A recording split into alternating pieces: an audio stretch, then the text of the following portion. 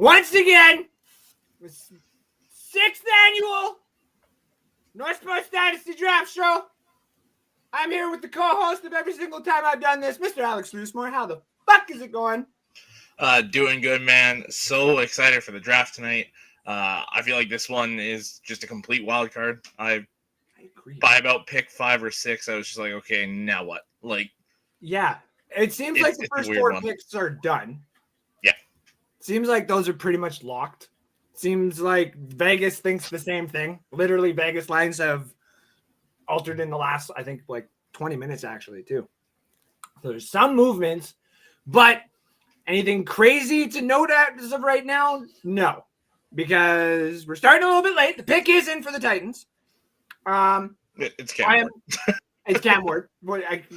And we can assure you that it's Cam Ward. Can basically guarantee it's Cam Ward. And I can go to Twitter right now and find out if it's Cam Ward.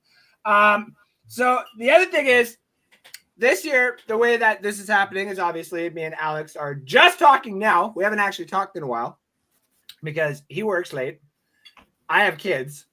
StreamYard's expensive, so I haven't done anything in a bit here. So you're going to kind of get a little bit of the day in the life of both of us as my fucking camera learns how to do its little thing here. Because every time I move, all of a sudden, it's fucking all out of kerfuffle here. So, Titans pick is in. We're going to be here for the whole entire first round. So if you like what you see and you are chilling and you're with us, drop a like, drop a comment. Tell us what you think about the draft so far. Looks like it is cold as shit. And I love it. Yep. Absolutely love it. To everybody who is going to be wondering when we are watching this, this is the first burrito that Kim has prepared me, essentially. I am trying to gain weight, and hot sauce on this is really going to be a fun experiment. But maybe a little bit too much hot sauce on this, so I'm already sweating. Green Bay, Wisconsin. That's where the draft is currently right now. Very cold, it looks like. Cloudy, overcast. Love it. Absolutely love it. So that's fun. I'm going to take my first bite. I'm going to pick this in. 2025 NFL Draft. The Tennessee Titans select Cameron Ward, quarterback, Miami. So everyone knows, if you would have bet even like $2,000, I think it was 22,000 was the odds. So to see any significant return, you would have had to drop $22,000. Yeah. Everybody knew Cameron Ward was going to the Titans. So let me actually make up my draft board here as well, since I'm a little late to the fucking party because, it wouldn't be NXD if I wasn't fully prepared. Alex, talk to me a little bit about Cam Ward here. Yeah, I mean, this pick was months in the making. They essentially built their entire roster this offseason around getting Cam Ward to pick 1. Absolute cannon of an arm. This guy can throw it all over the field. He's a little backyard football where he likes to kind of run, escape, and try and make the big play every time. So getting Brian Callahan as his head coach now, obviously worked with Joe Burrow when he came into the league. I think it's a really good fit. They need to get the guy some help now. Calvin Ridley can't be the only receiver you have there. Traylon Burks is not an NFL wide receiver. He's not it. You got Chico Okonkwo, you got the running backs, you got a solid offensive line now. Just go get the guy some damn receivers. If you get him some help, he'll be a solid quarterback. As I was finishing, I chomped this. I turned and looked and I was like, oh shit, sorry. It's all good. No, I agree.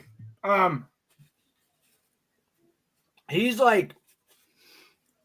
got a little bit of more of a polished Will Levis, because a lot of people were saying, why would you want to basically draft somebody who's going to be just a more polished version of what you have, and if what you had you didn't like? His escapability isn't necessarily all as it's cracked up to be, but No. backyard football thing I do like because it's very true. He's got a Holy shit, we got a trade already. oh The Jags are on the clock. oh my god. They're getting Travis Hunter. Oh my god. The Jags number 2. Holy shit. I'm trying to find the total trade package here. You try to find the total trade package here because I can see on TV it said Jags number 2. I got it here. Got it. What you got? Browns are sending the number 2 pick, 104 and 200 to the Jaguars in return for 5, 36, 126, and Jacksonville's first round pick next year. Wow. It's a big trade. Mm-hmm. Wow. So now it's like, what the hell are the Browns thinking at 5? And you know what? It wouldn't shock me if they trade down again. Wow. Okay. Big move. So we definitely did not. Well, I kept hearing the Jags pick, but I'm like, what is going to happen with the Jags pick? Like, I mean, it's Ashton Genty. I mean, unless they take Ashton Genty here, that'd be kind of funny. That'd be hilarious. Trade up to number 2 to take Genty. Mm-hmm.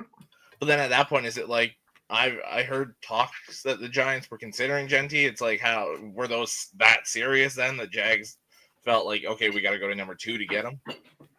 If so, holy shit. The fact that the Jags just gave up a first-round pick with this new regime of Duval and all that mess that has already happened, it's like, wow. Mm-hmm. They're really about let's go all for it right now. And now, no, they don't have Spytek. Spytek went to the Raiders, correct? Yeah, that's correct. So, yeah, wow. We got the youngest GM in the NFL, though. I just saw that his name is James Gladstone.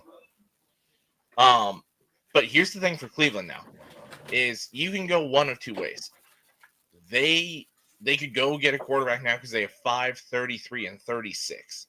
You could go get whatever quarterback you want that's left at this point. Or you load up the roster this year and go into a much stronger quarterback class next year where you have your first round pick and Jacksonville's first round pick to really have some flexibility to move around. That's more what I'm thinking in a way, because Cleveland, I think that it's not that Stefanski is going to be done. I don't necessarily think Stefanski is going to be done, and I don't necessarily think that the Jags are going to be that bad next year. But I do think that they're going to be bad enough to still warrant a top 10 pick. Agreed. That top 10 pick mixed with the Jags unknown right now, because that could be fucking number 1 to number 30. Who knows at this point now of what the Jags are. But also at the same time, too smart of them, because if we don't know what the Jags are, that pick is a mystery.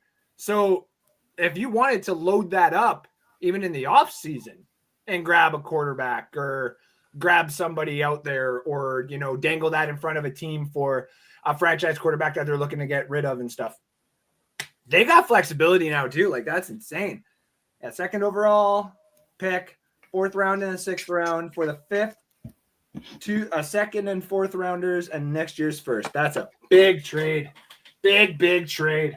I think the Browns won that trade in a landslide. I agree. I don't think the Jags should have done that at all. Nope. Okay, so I'm still fixing up my board here because I want to see. We only got one right so far. Yeah. And that's going to really fuck up things going forward, which is kind of funny. Well, we have right player, wrong team at 2. Oh yeah. I'm just going now, to. see, here's the interesting thing with Travis Hunter in Jacksonville. Yeah. Is he's threatening the whole. He's threatening the whole. Well, yeah. He's threatening the whole. If I don't play both sides, I'm going to walk away. Yep. Well, here's the thing: Jacksonville desperately needs a receiver, and they desperately need a corner. And they got both. Arguably the worst secondary in the NFL last year. Christian Kirk, your best receiver last year, second best receiver. I forgot about Brian Thomas. Second best receiver walked out the door. Well, you traded him away, but you have Brian Thomas with Travis Hunter. Yeah. That's really freaking solid. Brian Thomas Jr. was absolutely fantastic last year. So the fact that on like third down, you really are going to have no control because Travis Etienne and Tanks Bigby are really good pieces also in the backfield. Like they got flexibility now.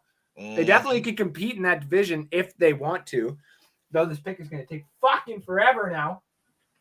Yeah, because now they're going to make a Jags Travis Hunter jersey. Yeah. And then Hampton. Yeah, he says it properly. Like, it's Duval. Yeah. That's the way it should be.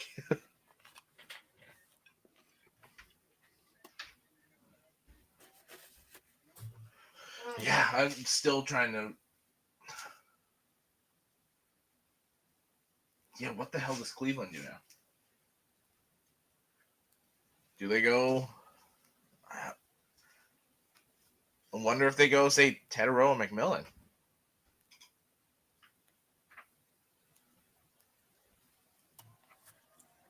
What if it's Genty?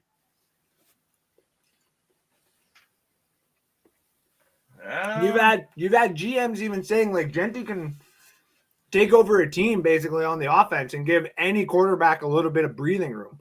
Maybe that's all the Browns needed in order to get the offense actually rolling. Like they rolled really well under Nick Chubb. Yep.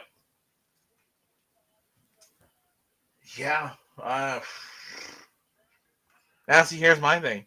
I like the whole "do they trade again" scenario.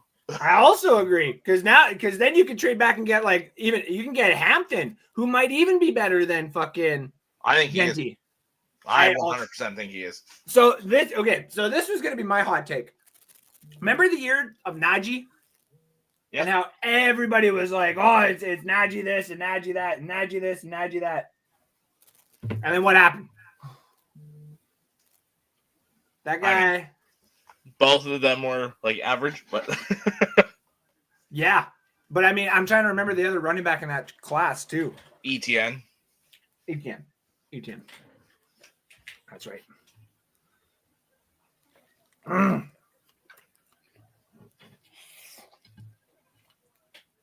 It's really fucking hot.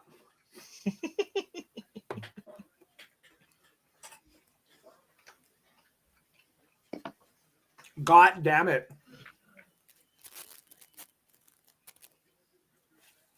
Yeah, Travis Hunter is a Jacksonville Jaguar. Okay, I see Giants on the clock. Yeah. Okay. Have to imagine it's Abdul Carter. I would assume that they're just like, fuck it, load up on defense, let's go. Yeah, you pair him with Brian Burns, and then you trade away Kayvon Thibodeau. Yeah. Like, I'll take him. I think that's a smart move. I'll take him. I'll take Thibodeau? Thibodeau. I'll give a second. I'll give a second for Thibodeau. Maybe as far as I'm concerned, anyone can have him. He does not strike fear in the slightest, in my opinion. How dare you? No. I mean, I wasn't high on him in that draft. Like, I've never been that high on him. To me, he's lazy. He's in spurts, he's really good. Yes, he can be. In like 3-4 play, like essentially in one drive, he can just take over. But then you don't see him for the rest of the game. Mm-hmm. Like, it's, to me, I don't think it's a smart move. Well, depending what the asking price is, of course. Of course. Let's get all these in the. Where's that Zabel? All right, Zabel, where are you, Zabel? I have him on this board. This is kind of a cool thing to think about too. We've got this whole narrative of like the Alabamas, the Georgias, the Michigans, the Ohio States, the like premier schools kind of dominating. Yep. The first two picks in the draft, the number one pick started their college career at Incarnate Word. Yep. And the second one started their career at Jackson State. So it's kind of a neat thing to think about when looking at this draft. Yeah. Now, obviously, they finished their careers at Miami and Colorado, but well, and people should. That's why people should always give what was the best way? Go give some of your money to some of the home games for the smaller college guys if you can. Absolutely. Because like we were trying to go see Cam Ward last year or the year before that when he was playing in Washington. Washington State. Yeah. So we're like, why not, right? Yeah. And then we would have been laughing right now and be like, man, we watched the first overall pick when he played and he was doing better arguably there. Yeah. Hetero. And then the Steelers, who do I have the Steelers taking? Egbuka. I like Egbuka. If I end up with Egbuka, I'll be happy. I think he's a hell of a prospect. I think he's going to get pushed to the second round with the amount of time he's played in college, and the receivers are going to go later than expected. And like, I don't know about you, but I have two. Do I only have 2 wide receivers in the entire first round? I think so. I got 3. The Giants pick is in.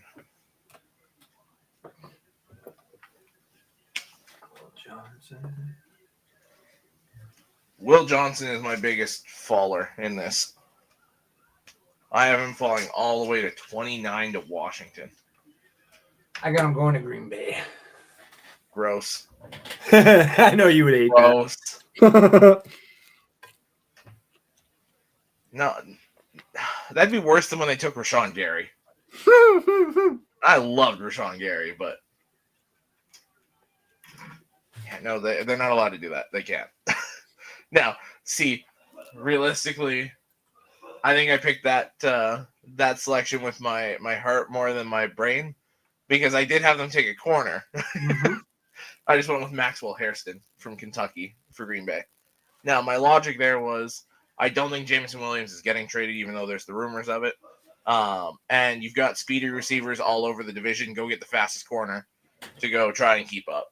Exactly. And I'll take Will Johnson at that point. Yeah. And then you're just like, oh, the Michigan people could come play for the Michigan team. Yay! They can go play for the Chargers. That's acceptable, but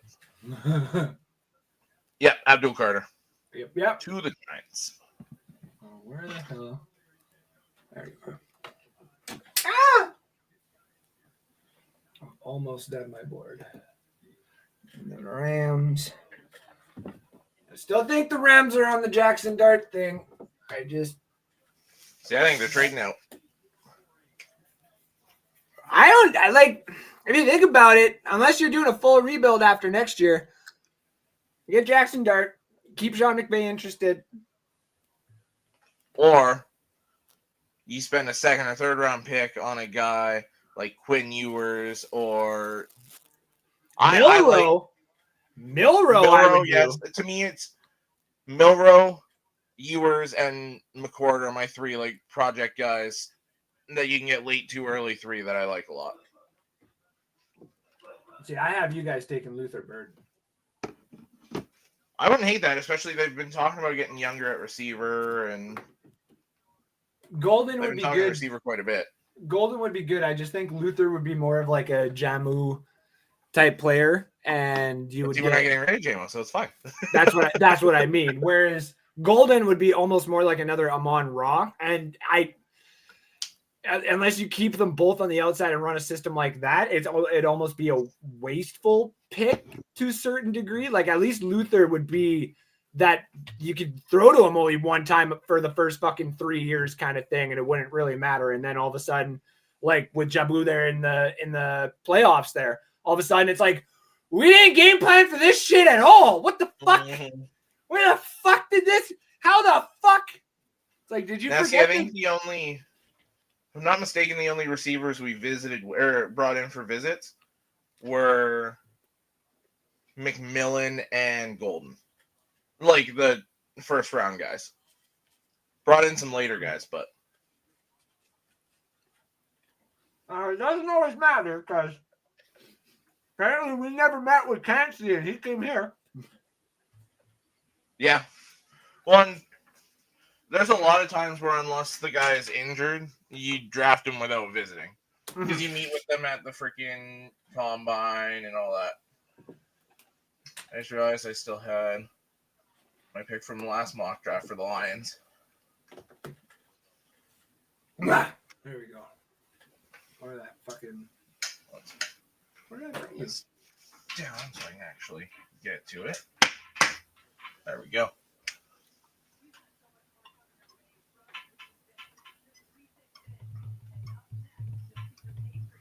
Where the fuck? There he is. I was like, I know I wrote his name down. There we go. Now I got my first round picks all up. Oh my god, my burrito is almost done, but I am fucking sweating. Oh my god. This is not an easy one to do.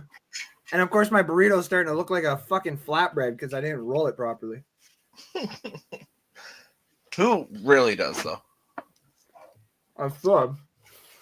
I'm going to say, it starts off rolled nicely, but then it comes undone. Mm-hmm. Especially if you, like, put it down, it rolls or unrolls. Yeah, there's always a mess. Yep. Oh. So thank you all for tuning in with us. 6 years in a row. Yeah. We basically chill here. We chat. And we go and we do this. We're all excited to do it till about pick 15, 16, and then we get really fucking bored. Yeah. We're like, well, all especially right. when you're pick 15 and you're 2.5 hours in already. And it's just like, Yeah. oh. We're like, okay, guys, please hurry the fuck up. Though it does look like they're doing a pretty good job on the timing this year. It seems like it's almost going faster. It feels like this time last year we were starting the draft. Yeah. We're already on pick 4. Maybe somebody bitched and complained enough. We're just being heard. Well, the past few years there was so much of that pre-draft stuff where you're honoring so many people and bringing the guys that are in the green room out and doing the picture, and where they did a lot of that stuff earlier. Mm-hmm. Which, thank you. Yeah, thank fucking God.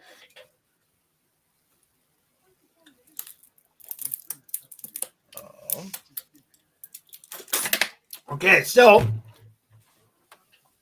what we're going to do, I forgot to talk to Alex about this, is every time a Dynasty player gets drafted, we got to put it in a list of order of who we think is the best as we go. So as of right now, this is where it becomes fun. What is Travis? What is Travis Hunter's dynasty value? It depends how the teams view him. Is he a corner that plays wide receiver, or is he a wide receiver that plays corner?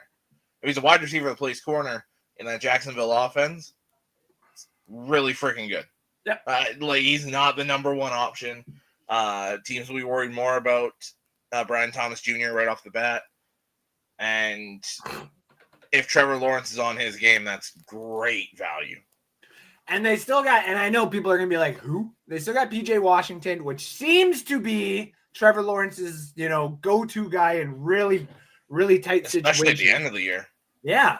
So Washington was really good late in the year. Mm-hmm. So they still got targets. They like their tight end there that they got a few years ago. I can't remember his name. He's gone. Evan Ingram. Not Ingram, the other one that they drafted. Oh, Fisk or not Luke. Why am I thinking? See, I thought of Luke Stalker, but yeah, Jaguars depth chart. Let's see that.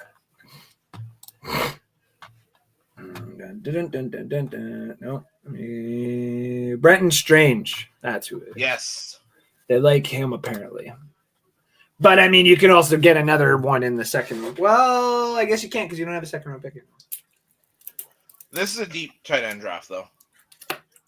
Especially there's two that separate themselves from everyone else.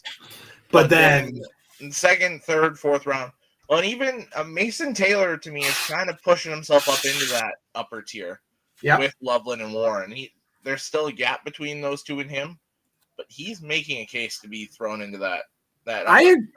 I agree. He's a slow riser. Like I've seen him mock to the Bucks in the second round, and a lot of people were like, "Why?" And I'm like, "Why the fuck not?" Cade Otton's awesome, but 2 tight end systems seem to be the way to go. Mm-hmm. When Patriots pick is in, you gotta imagine it's Will Campbell. I wouldn't be surprised if it's Armand Membu. Yeah. See, I can see offensive tackle either way.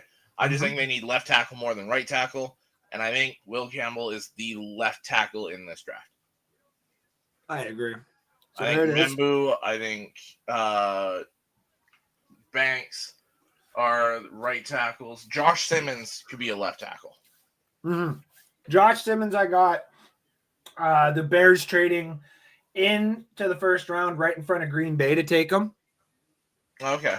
Because I have a weird feeling that Chicago's probably like called the Chargers about being like, we want to get ahead of Green Bay no matter what. It's Will Campbell.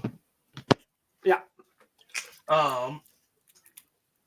See, I have Simmons going to Arizona at 16. That would also be mainly one, especially because Arizona hired Ohio State's offensive line coach to be their offensive line coach. So there's already a connection there. So I feel like they're either going Simmons or Donovan Jackson. I think they're taking one of the 2 Ohio State offensive linemen. This guy, I'm watching this guy walk down the tunnel right now, and he looks small. Yeah, he carries that. Well, I don't think he's actually at 319 right now. I don't think so. But he's carried it very well. Like, even the game tape they're showing now, he doesn't look like a 320-pound lineman. No, not he's very, very strong. He's not the typical heavier set offensive lineman. He's very strong, very powerful, which helps with slightly shorter arms than you'd like for a tackle, because that punch when he actually gets to it is nasty. Mm-hmm. I'm just like, do the Browns take Genty here? Is that the big trade back? Because it would make sense. Like if they felt as though the fit for Travis wouldn't necessarily be there, or the fact that they wanted that first round pick and knew that they can still get one of the remaining elite players in this draft is probably the smartest thing to do. Mm-hmm. And the fact that you can replace Nick Chubb just like that after what happened to him and what the running game has meant to the Browns, be pretty big. Especially because I have Genty going in the top 5 as a bet. So, let's see. Yeah, I mean, I have Chicago getting Genty, trading up for Genty in mine. I obviously don't think that's going to be the case now, but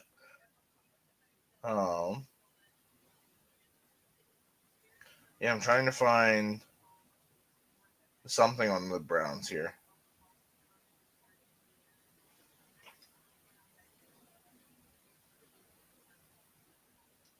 Holy shit. I wonder if that's true. What? I don't want to spoil it for everybody. I'll put it in the private chat for you.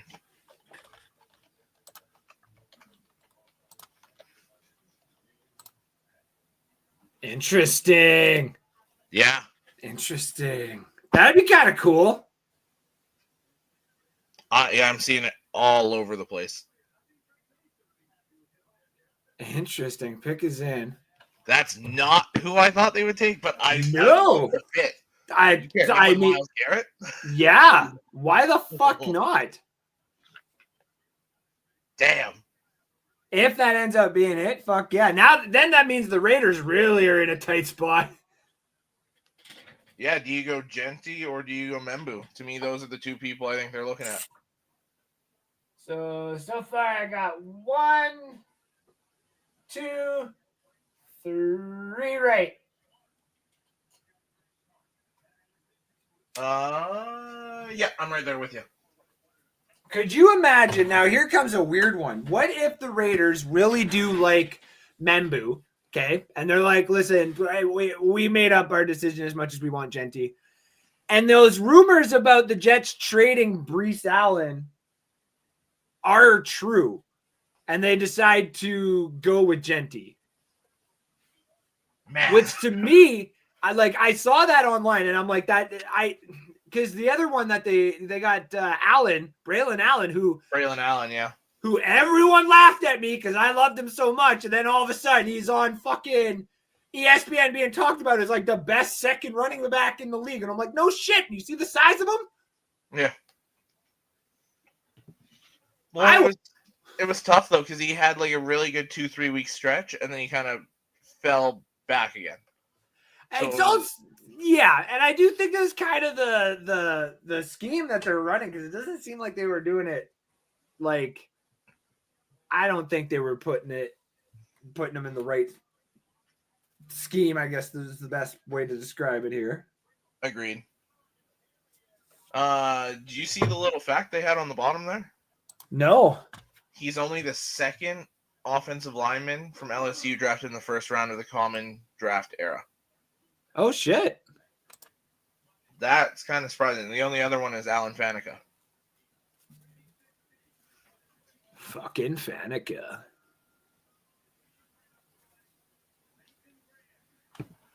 Yeah, wow. Damn. Mason Graham is the 5th overall pick.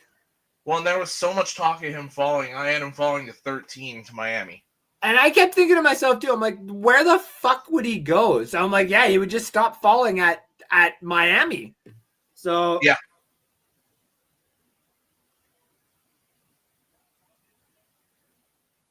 What a fucking pick, though. Yeah, I mean, this is a guy at Michigan that took over from day one. Like, as a freshman, he came in and was pushing the pocket, and that was with guys that are currently NFL players on that defensive line. Like, he came in and dominated. Yeah. And he doesn't have the typical look of a defensive tackle or the athleticism that you'd necessarily like from a guy his size, but the dude's a bowling ball. He always finds ways to get through. He's great against the run, great against the pass. He's a former high school champion wrestler. So he was really good at working with leverage. Yeah, Cleveland's getting an absolute stud. The only knock I'd have on him is sometimes he plays a little too much side to side, where it can leave a gap open for a quarterback, especially when you're in a division with Lamar Jackson. Mm-hmm. That could give a running lane open for a quarterback to take over. But this guy, I mean, him and a guy we'll see later on tonight, Kenneth Grant, are the reason we beat Ohio State this year. Like, to me, it was those two taking over the reason we won that game. So he's dominated against every level of football at the college level. He's dominated Division III teams. He's dominated lower tier Division I teams. He's dominated the elites in college football, whether it was Ohio State the last couple of years, Alabama last year. Like, he's taken on the elites and he's dominated. So I think Cleveland pairing him with Myles Garrett, that's a nasty duo for a defensive line. I agree with the fact that it's a nasty duo. The other side of it too is that he's young and Garrett's already in his prime. So Garrett's gonna help him develop even better into like a pro NFL style player. And the other side, like they already had a very good defense. They had a very good defense. They've been struggling just with the offense and the quarterbacks and everything else like that. And to be honest, it almost seems like they're willing to do one more year of dealing with that shit in order to put all their chips in next year for either Drew or, if he goes one and done, Arch. Like, is this for everybody doing the hunch that Arch might be going one and done? I don't think he is. I think he'll do what Drew did. I think he's going to have a tough playoff loss, realize that there's still a lot of dudes around him that want to come back and have a chance to win and do that. I'm also taking Penn State to win the Natty this year still. I have them in my Final Four, absolutely.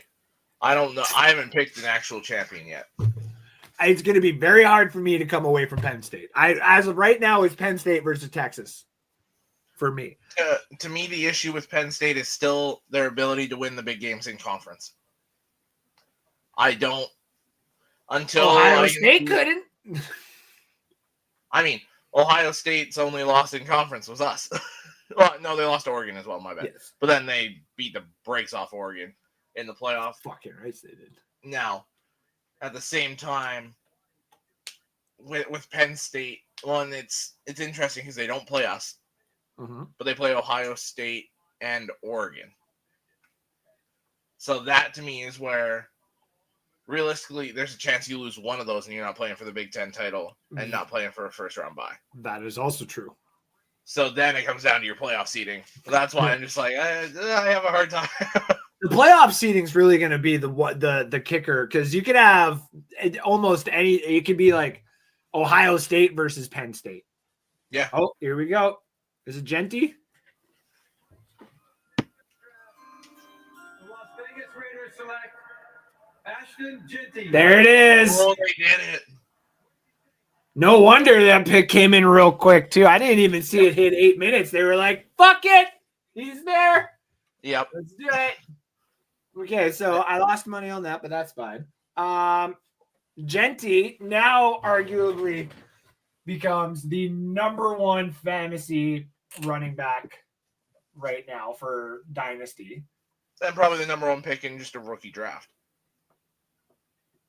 Unless you're doing Superflex, then you might argue Cam Ward, but to me, Genty in a rookie draft is the number one guy. Yep. With how Pete Carroll likes to use his running backs. Oh, yeah. I'm going to put Hunter. So as of right now, my Dynasty rankings would be Genty first, Ward second, Hunter third. And it's just, to anybody who's going to start asking, the question in the Dynasty, like you go to any Dynasty fantasy football shows tomorrow or this weekend, and all of them are going to be asking the number one big question: is Travis Hunter worth a rookie pick? And I don't know. Here's my thing. Is if you're in a league where there's individual defensive players and you play him a wide receiver, do you still get the points for tackles, interceptions? That's a good then question. To me, he's absolutely worth an early pick. That's the question that you would need to ask your GMs. It's like, if he's on the field and he's racking up defensive points and receiving points, does that count?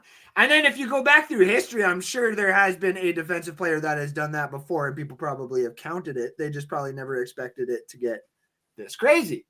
Mm-hmm. And I'm sure Dion, if fantasy football was kicking around then, I'm sure Dion was probably a fun fantasy player to use. Oh, in some yeah, cases. he would have had to have been. Yeah. So that's a good question. Does if he plays corner and wide receiver at almost a 50-50 split, doesn't have to be a starting rotation, but like say a nickel or a third down kind of thing even, does that warrant him being picked high? And it's still so confusing to me because like if he's not and he's going to be more of a corner, well then no, I don't want him. Agreed. But the draft is going to happen for all rookies here when people start up their dynasties and such. NSD 6 will probably have it in about 2 to 3 weeks is usually when it kicks off. NSD 6 or NSD LTF 4 will probably wait until we get the other two teams filled up. But that makes sense. Yeah, but I mean, if NSD 6 was a league where we had defensive players, I would have people asking me those questions right now, and then they'd be like, "What is the points that people get on defense and all this kind of shit?" See, I'm asking the guy that runs my one franchise right now because not only do we do individual players, we have our draft usually starts about halfway through round one of the real draft just to kind of get some guys loaded up. Yeah. And then it's just you can kind of pick as we go over the next couple days here. Mm-hmm. But I traded up and I have the 4th overall pick.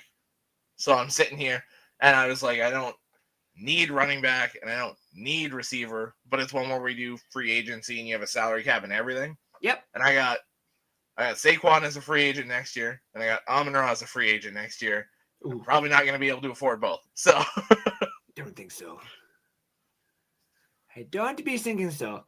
But damn, like this Travis Hunter situation just makes it like so much more of a pain in the ass for GMs of leagues already, which is fine. That's what we're meant to be there for, is to make the tough decisions, like the one that I had to make about the DeMar Hamlin situation back in the day. So yeah, it is what it is. But Genty, though, let's talk about this for a second. The Seahawks were very close to it. They were very close to the playoffs last year, right? They didn't make the playoffs, right?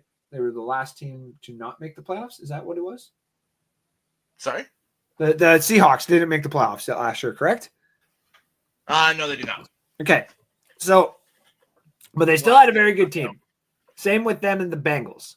They still had very good teams. They just obviously missed out because of some injuries, some bad losses at some bad times. The Seahawks still have a very good core of running backs, and that's what helped Geno Smith succeed in situations that he needed to. And now that is exactly what the Raiders get. The Raiders still have in the running back room Zamir White for, short downs if they needed to go. I'm pretty sure they have a pass-catching running back still in there. So Genty's going to see. Abdullah's still there? I believe so, because, Madison's gone. Yeah, he's in Miami. Yeah. They still, and you never know, they can go grab somebody else later on too, because that would be smart if you're a depleted running back room. But yeah, Genty's going to take it away now for the Raiders. Like, the Raiders now have two offensive weapons that are arguably better than a lot of other people's two major weapons. Like, Genty and Brock Bowers now are, wow. Yeah. That's a fun offense. And then if they decide to draft a quarterback next year, they'll have Brock Bowers and Genty to help them come into the league and learn the systems properly. Like, the Raiders are an interesting team too, because are they one of those teams that's going to look in round 2, 3, 4 to get one of those guys to develop a Milroe, a Ewers, a McCord, a Will Howard? There's a lot of those quarterbacks there that need to sit for a couple of years and learn the NFL game, where you could have Geno's on a 2 or 3 year deal. Yes. So I think, like, at that point, have Geno be the guy for 2-3 years, and then this guy just walks in and takes over.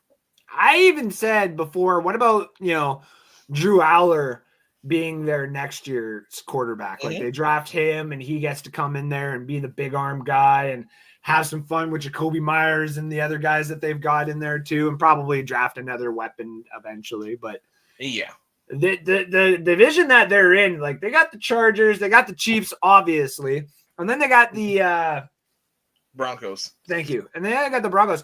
All four of those teams now they all look like playoff teams. Chiefs playoff team, Broncos playoff team. I mean, suspect for the Chargers next year. I mean, they made it, but is Herbert going to really put him over the hump? Which people have said too. Let's trade Herbert. Fucking A, trade Herbert. I want to see him go to a real fucking place and show off. That'd be fun. Yeah, see, that the only trade I saw for Herbert was trading him for McCarthy. Trading him to Minnesota for McCarthy. Jim gets his quarterback, and Minnesota gets a proven guy. And it's just like, I don't think either team wants to do that, to be honest. Armand Membu goes to the Jets. I was going to say it's between Membu and Tyler Warren. Yeah. And he's going to the Jets. Armand Membu. So now it's interesting. Oh, does Chicago take Tyler Warren? Does Carolina take Tyler Warren? I think they got to go defense. I agree that they should. But also at the same time, too, like, this draft's been still all over the place, too. So they need something on the offense. Like, Sanders wasn't bad, but he wasn't great. Like, and then he got hurt. Yeah, and Sanders is more of a he's a pass catching tight end. He's a sleek upfield pass catching tight end. He's not necessarily your blocker. Tyler Warren's gonna throw the fucking block, man. So this is getting interesting. I was asking the commission in the league about Hunter. Yeah. And I accidentally put, will Genty count for receiver and DB points? He's like, no, but Hunter might. It's like, shit, that's what I meant. Sorry. Yeah. Panthers pick is already in. That was quick. Thank fucking God. Yeah, we are rolling. Much respect to these teams. Nobody wants to be in fucking Green Bay. They're like, come on, let's go. Yeah. I'm surprised they had enough fucking hotels to accommodate all that shit. Yeah, honestly. Like, seriously. I guess, like, that city does grow exponentially come football season, but I didn't think that much. Yeah. So I just saw something from Schefter saying the Jags are expected to play their first-round pick Travis Hunter on offense and defense. They will onboard him by giving him a heavy dose of the wide receiver position while still playing him at his more natural position on defense.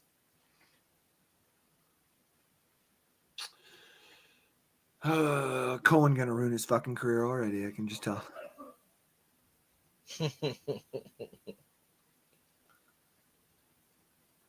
What if it's okay? Hold the fuck on. Get this big old time out here for a second.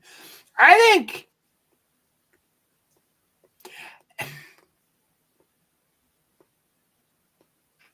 what the okay. Oh, what did you see?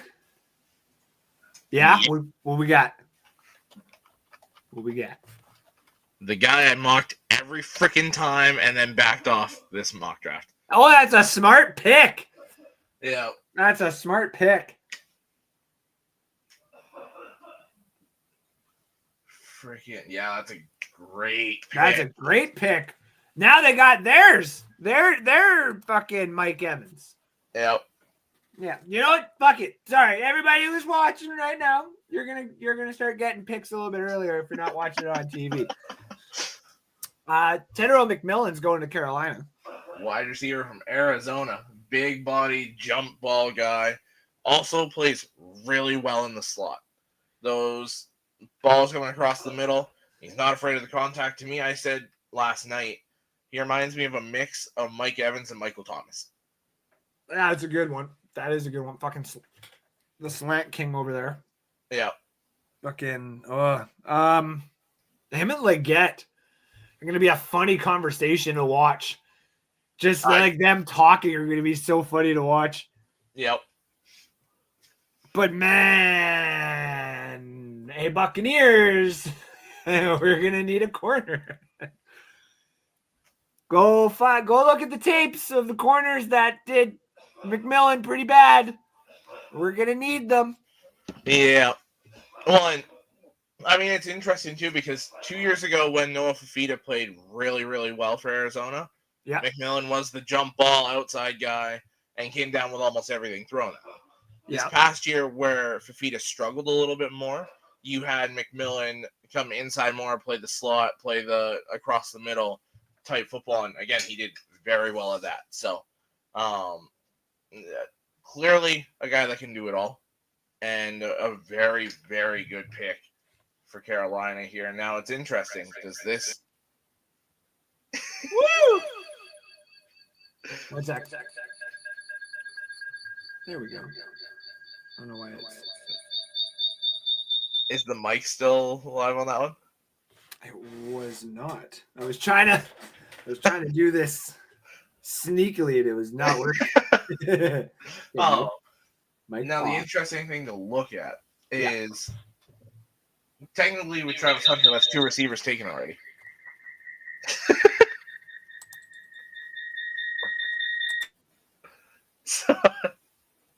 So the question is, does it start the run on receivers here? You have Golden, you have Ibuka, you have Burden could all sneak into the first round here.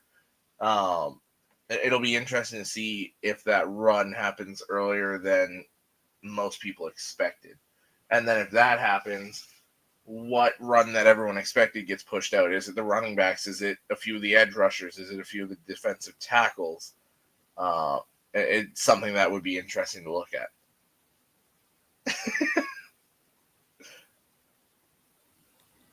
I wonder if this will work.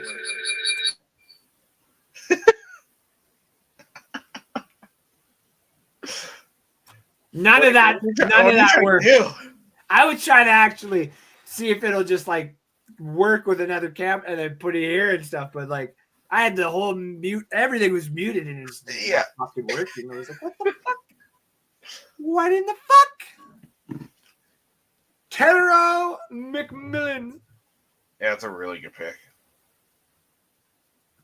Carolina, the fans are just like, fuck. Okay, thank you. Okay, so still only 3 right. Tyler Warren is going to be available to a few teams now who are probably looking to trade in. The Colts. That's what I was going to say. This Colts team has had the same GM for a long fucking time. Mm-hmm. The same personnel group basically for a long fucking time. What if, and this is just hypothetical, but like what if next year the Anthony Richardson and Daniel Jones thing is not working out? Let's just say the Daniel Jones thing ends up becoming a New York Giants situation. And then they, 4 or 5 games later, they go to Anthony Richardson. He might steal one and then play a good game 2 and stuff. But then it really starts looking like they might, like they're like at the trade deadline at 2-7. And then they're like, they're like, fuck it. Okay, let's be sellers. Let's just sell. Let's just bench Anthony Richardson. Let's bench Daniel Jones. We'll go with the 3rd fucking stringer. And we'll run Jonathan Taylor into the ground. And then, since it is the Colts, and since there's a certain last name that has a pretty good hold of that team, it could be in a certain ownership's ear being like, hey, man, I'm just saying, if you get the 1st overall pick, I can almost guarantee you a certain someone would come out of college and put on the jersey. And not only that, I think everybody in the NFL would see it happening at like week 17 or week 18 of that year and would see that the Indianapolis Colts are like that close to having the 1st overall pick. And maybe something stupid like the Houston Texans have to beat Tennessee in order for the Colts to get the 1st overall pick. It's like, I can see it, dude. I can see that. Can see that. Ooh, Kelvin Banks to the Saints. Ooh, I like that. Well, that's what I'm seeing. That's a good one. I like that one, actually. Which makes this really interesting for the Bears because they're technically on the clock now. You still have essentially all the edge rushers because you weren't getting Abdul Carter. You have Micah Williams. You have Jalen Walker. You have Mike Green. You Jahad Campbell, if that interests them. You have Shamar Stewart. You have Pierce Jr. Like, there's so many different edge rushers here, and they do need a guy across from Montez Sweat.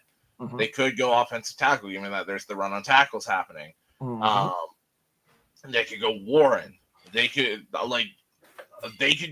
freaking Hampton or Henderson or like. There's so many different ways Chicago could go, but there's not really that many needs. It's just we know Ben Johnson coming from Detroit and how they built that roster. So you assume that they're going to go in that direction as well. But it's just like, what the hell is Chicago going to do? Because even we said Warren, but Loveland's also available if they like Loveland more than Warren. Yeah. Like, I'm just like, I'm now looking at this and I'm like, yo, Buccaneers, if Jalen Walker falls to San Fran, make the call. Mm-hmm. And just see what it takes If they need a second, try and make it next year's. But if Jalen Walker is available at 11 before Dallas gets a hold of him, let's try and make that fucking happen. Yeah, that would be interesting. Like, honestly, because I didn't think he'd get past Carolina. I don't think he'd get past Chicago either. I have a sneaking suspicion Chicago probably wants to get another defensive player because their offense can be really good and they can easily get Hampton later on in the first if they trade it back in and they can get their running back, their solid piece.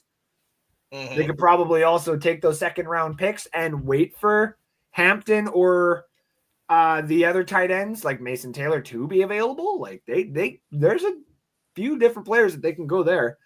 I'm looking the fact that Carolina passed on Jalen Walker, and I'm like, I want him in a Bucks jersey now, please. Yeah, well, that was the guy that I was certain about as of last night. Just everything I had been reading was Walker to the Panthers, Walker to the Panthers. Or even, Mason Graham at number 5. I just obviously wasn't to the Jags. That's the huge one for me. I didn't see the fact that trade happened, but also the fact that they went with Mason Graham. It's just like him and him and Myles Garrett is gonna be so much fun. Yeah, yes, it is. It's gonna suck for offensive lines in that division, though. In the AFC North, yep. Oh my god. Joe Burrow's gonna die again. And sorry, now the burrito's sitting and my body's just like, oh, we're going to bed now. It's just like, nope. We pushed through, bitch. We are at pick 10. Yeah, Kelvin just came off the board for me. They actually finally announced the pick. Yeah. Calvin Banks. I've seen about 5 different players posted that the Bears are taking them. So I'm trying to get a more definitive answer. Yeah, I started to pop on Twitter a little bit too, just to see. Because I've seen Hampton. I've seen Jalen Walker. I forget what was the other one. Loveland.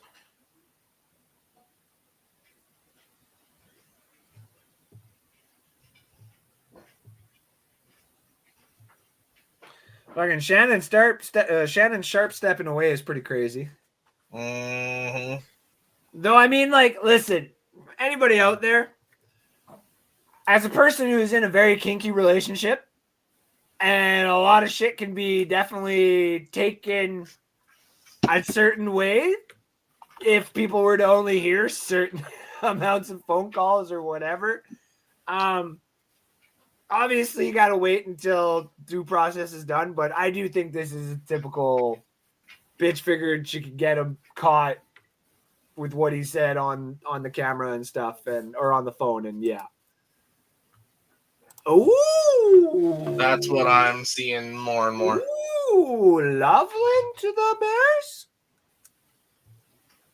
That means Tyler Warren would be falling. You'd have to imagine the Colts are panicking and trying to trade up now. Yeah, like please.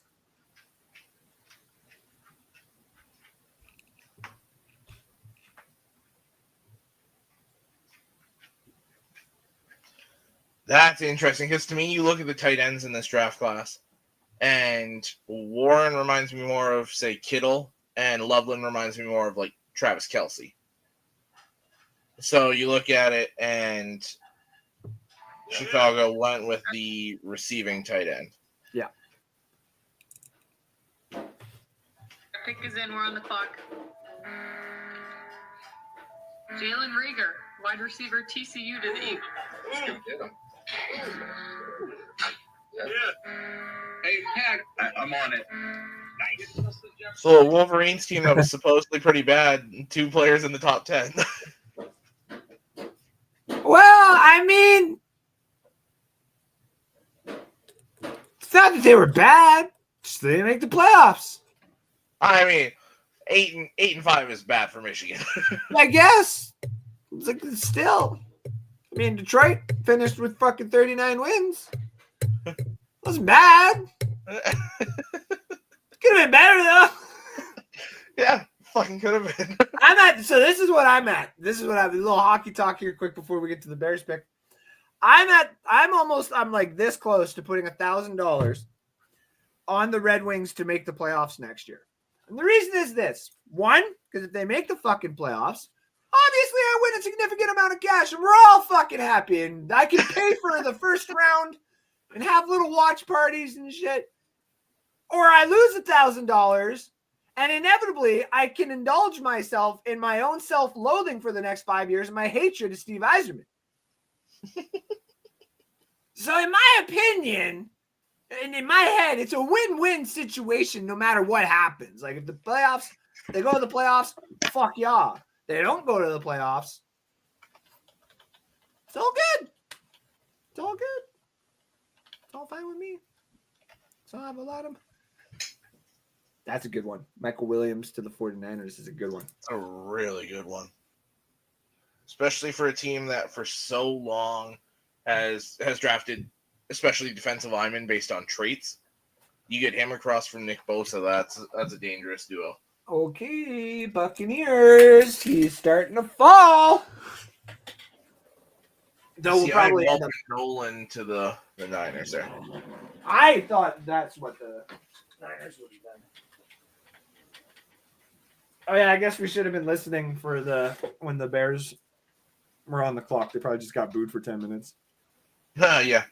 They just did a whole thing before that to announce that the schedule release is on May 14th. Oh, that's nice. Yeah. Nice to actually know when it's coming for once. Yes. May 14th, that's a Wednesday. Oh, I'll be live for Restoring the Roar that night. Nice. Hey, there you that go. gives me an easy topic. Very easy topic. You're like, hey, let's check out what games Alex will be trying to go see. Mm-hmm. Good luck, because those tickets are not cheap. Nope. Might have to try and get a road game. And I mean, respectively to all my American friends out there, I ain't going to America anytime soon. So, Ben Cornett, thank you for tuning in. I'm hearing Dave just went outside to try and get Shadur to calm down right now. Ben, what are you doing right now? Are you not live? If you want in, come in, please. I'll send you the link. I would love to have you on here, buddy. Yeah, Shadur. It's funny because I could have almost guaranteed Shadur wasn't going at number 3.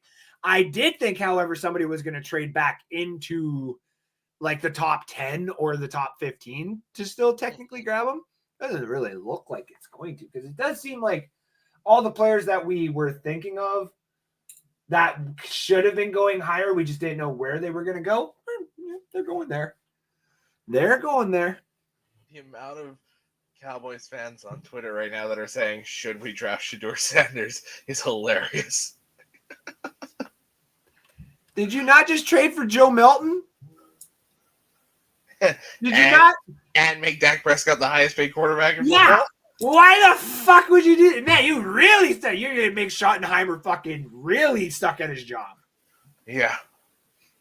Which I'm still like, I'm really, really trying to wrap my head around it. Like, I was like, he's still good. Right? Right? To me, if you're Dallas, the pick's got to be Hampton or, like, Golden.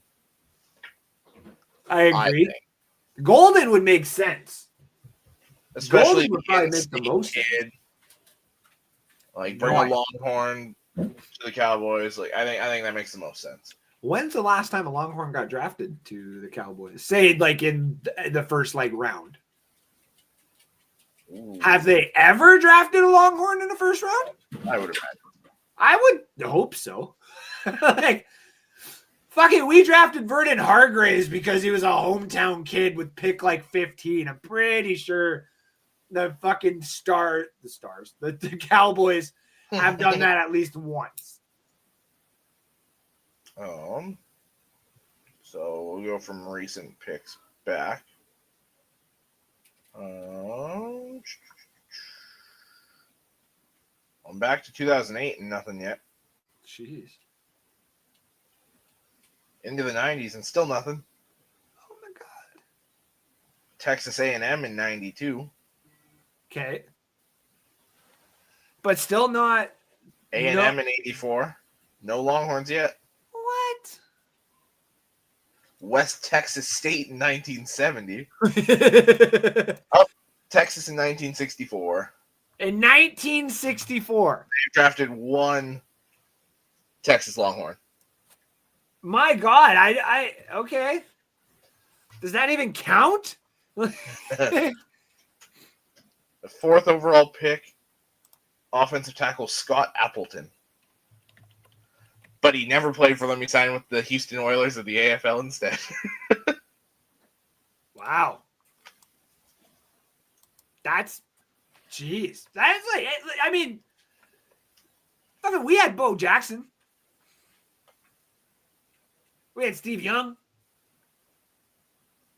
Yeah. Fuck, we had players too that never actually put the jersey on. That one still irks me. I'm like, can you imagine what it would have been like if Bo Jackson and Steve Young were to just, I don't know, play for the Bucks? That would have been cool. Mm-hmm. That would have really helped with the, fucking 40 years of, bottom dwelling and making the creamsicle jerseys look like ass. Mm-hmm. And I love the creamsicle jersey. Though this year, I didn't like the first game we had them on. It's like, you guys, come on.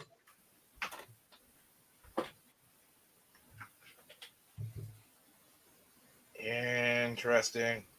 What San Fran got? San Fran's got Michael Williams. We already announced that. Oh, yeah. Who's 12? Cowboys? Yeah. I'm seeing potentially Tyler Booker, the guard from Alabama. That would make sense. There was a few. What the fuck?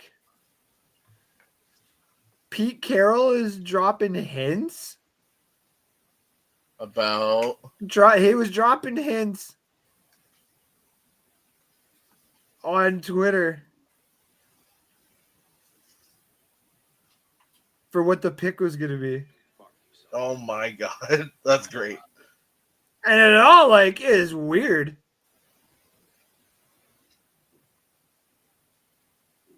That's okay.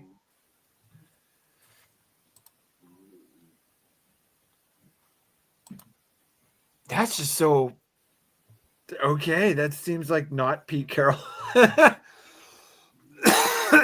I mean, the guy's like 76 years old and still living his best life. I can't hate him for that.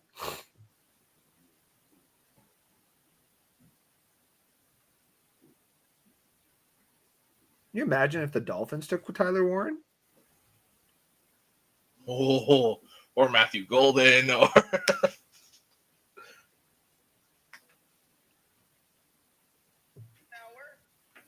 would like to say I love Prime so much. I love Prime.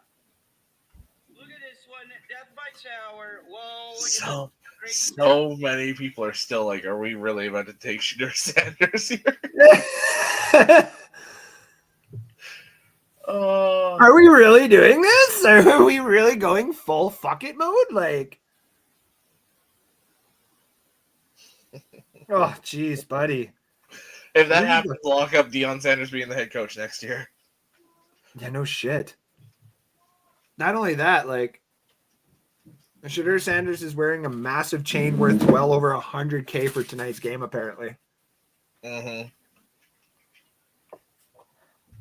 Jeez, buddy. Or for tonight's draft, not game. Fuck, man. I'm so glad. And then all of a sudden it's going to be like, the Buccaneers have selected Shedeur Sanders. And I'm going to be like, oh, okay, cool. We're just going to start being the good old Bucks again, aren't we? Right on. Cool. Love it. Deion's going to be our head coach. Right on. Actually, you know what? I don't hate that. Now I'm thinking in my head, if I gotta have Shedeur, but I get Dion. Then what do you do with Dak? No, I get Dion, or I get Dion. Oh, you get Dion. Yeah, I get Dion.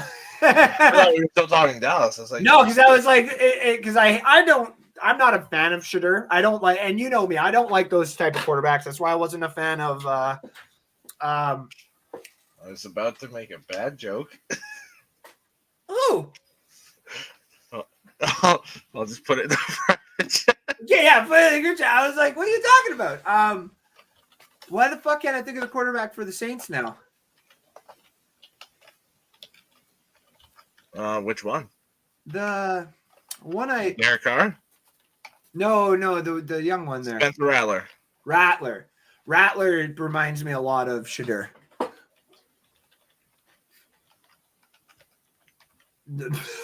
Rattler fits this too. Just no. I like the other quarterbacks with Doug Williams for crying out loud, and Josh Freeman and Jameson Williams or Jameis Winston. There we go. And they all worked out so perfectly fine, didn't they? Sean King. Anybody remember Sean King days? Testaverde? mm-hmm. Fuck, I hate my life. Oh, if you want to argue that, well, okay. I can go Joey Harrington. Yeah, Dan Orlovsky. No, Stanton. You know, at least you don't have it as bad as the Browns, where the one fan's got like a whole jersey of the fucking. Yeah, I'm starting to see a ton of Tyler Booker Tyler Booker, eh? to the Cowboys. Yeah, That makes sense. it's A lot of people smart had him. pick. A lot of people had him high, but I guess if Martin's going to retire, you need like a plug and play. Yep. See, I had Booker going to Baltimore at 27. That would have been a good one. Oh, excuse me. Oh, don't show highlights against my fucking. No. Don't show highlights against my fucking Gators, who are national champions. In the wrong sport, but yeah. Don't fucking matter. We won a natty. Yeah. I got to see a natty in basketball in my lifetime. Ask me how excited I was. I didn't give a fuck. No. Actually, I started getting excited when we made it to the final eight. I was like, I guess I should be caring right now, shouldn't I? Yeah, I was like, you were pretty quiet up until that point. I was very like, I just, because I'm not huge into college basketball. I kind of only get into it till like the Final Four. Yeah. Because the Gators have never really, like they were decent when I first started kind of watching. They were really good in the mid 2000s. Yeah. But they never won. It was always Duke or fucking Kansas and shit like that. So I was like, whatever. And then they won like in like, what was it, 95, 96, I think it was? Or 05, 06? Something like that, yeah. Something like that. 05, 06. Because they had 05, 06, yeah. Oh shit, who do they have? I remember that roster? Yeah. Fuck, that's right. Those mid 2000s Gators were unreal. They had some fun teams, yes. Did Noah go there? What's that? Did Joakim Noah go there? Yep. Yeah. Noah was there. That was right around that time. Cowboys select. Y'all think you're getting a running back? You're getting a guard, bitch. And it's the right call. It is. It is 1,000% the right call. Like, yeah, I know you guys want a running back, but you can easily get one that you need in the second round. To me, if you're Miami and you're not trading back, you got to go corner. Whether it's Barron or Will Johnson, but I think they've got to go corner. Tyler Warren is still there. If anything, I'm the Colts being like, just trade up, trade with me, please. Trade. What do you want? If I'm Miami, I'd call and be like, Hey, we're taking Warren unless you give us a good offer. Like, I'll give you a fucking third, please. Don't do that. but see, if you're Miami, you're actively shopping Jalen Ramsey. And even if you keep Ramsey, you have a massive need at that other corner spot. To me, it's got to be corner. I've also decided that I would not be a very good owner. I would be very drunk or very baked, being like, go get me this player right now. They'd be like, sir. And you'd still draft better than Jerry Jones. Or what's inevitably going to be the I really hate to say this, but like inevitably what's going to be the really disappointing next few years of the Seattle Kraken in the NHL. Did you see who they hired as their fucking front office peeps? No. Ron Francis. And that's all. And it was Buffalo Sabre fans like showing like love to Seattle Kraken fans, being like, "Oh my god, your team's gonna look so good on paper, but it's not gonna do a fucking thing." Yeah. Truer words have never been spoken. Oh, like you poor Kraken fan. And I'm like I waited so long for Seattle teams to be this fucking shit. Like, is this what I should expect from the Sonics when we come back? Yes. Oh. Go get me Gary Payton's kid or something. Fuck. Just go get all the Legends kids. Go get fucking Scotty Jr. Yeah. Who? Hey, he's playing pretty damn well right now. That's fucking undrafted or second rounder. I thought he was undrafted, but I believe he was undrafted. Yeah, and yeah, because he went to the Lakers G League team. That's right. I think I called up. And then is he on the Lakers? I thought he was on Memphis. No, he was on the Lakers. He's now on Memphis. Okay. He got there last year. That's right. And then with all the injuries and everything happening, he got a ton of playing time and was able to work out those mistakes. And he's turned into a damn good player now. He's been really fun to watch with like, and it sucks because I'm a big fan of Ja, but like even now I'm just like, bro, your antics got to stop, man. Yep. Like just you could have. It's costing the team. Yeah. And you could have taken the fucking, like, the Memphis Grizzlies have, like, arguably the best jerseys in the league. And you decided to fucking ruin that by making everybody hate you. And I just want to see some Grizzly games and some cool-ass fucking jerseys and some cool-ass fucking dunks. And you're being a dipshit again. Like, come on, man. All right, Miami. I think Twitter crashed. At least it did for me.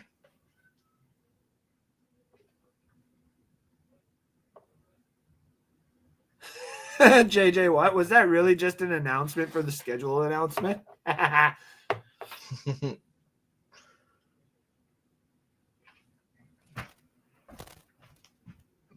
there's my hand.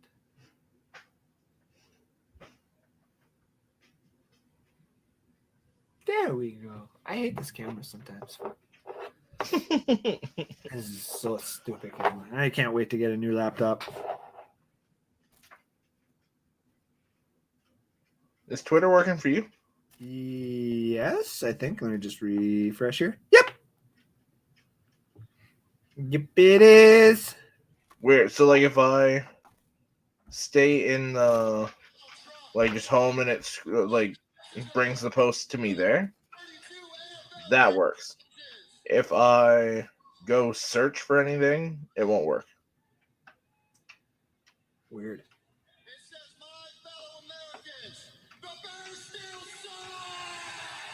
Oh, there we go.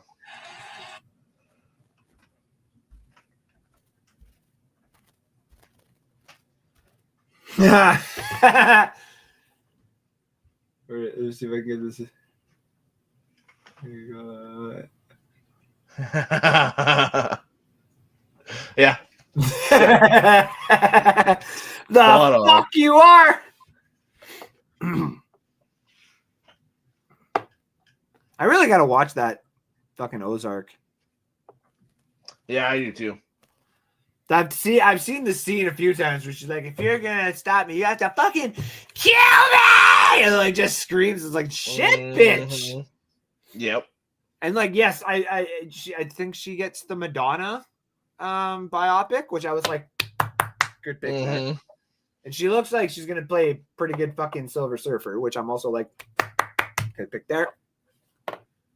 And that Thunderbolt's ending. I can't talk about it. Oh. Drop it for me. Just like I can't drop the one post credit scene. Nice. The war just falls to the fucking Colts. Just falls to the Colts. Oh no. Oh no.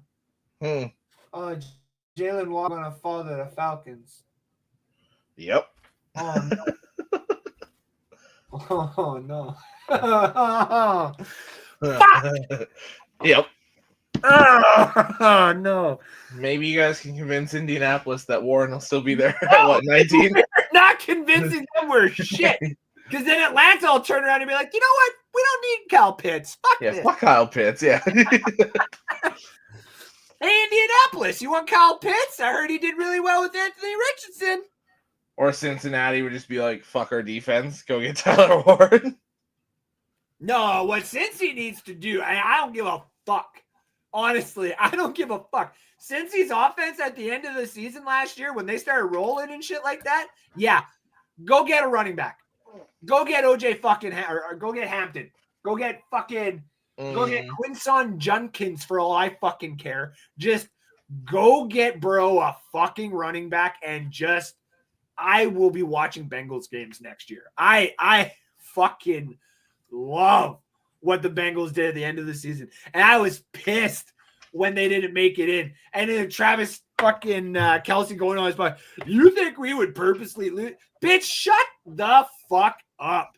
You know for it's like you didn't try to win. So. Yeah, you know for a fact that not a single team, including your ownership, wanted anything to do with that fucking Bengals squad in the postseason. All of your names would have been Joe Burrows. Yep. Go ahead.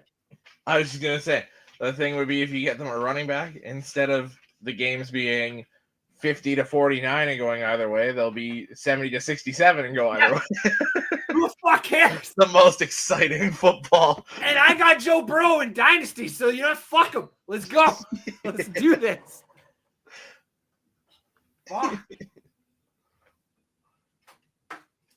Kenneth Grant. I watch all these Dolphin fans. Okay. There's their Christian Wilkins replacement. Yep. And that's the other thing too, is like we always forget that most of these teams are getting replacements for major players that they have lost. Yeah. I mean, looks like we can go ahead and say it now. Warren to the Colts. Yeah. It looks like it's already in. Yeah. They're probably trying to trade up. Yeah, probably. And everybody was like, no, I'm good. No, I'm good. No, I'm good. Now we get to see if Atlanta stays in state and takes Jalen Walker. They do need an edge rusher.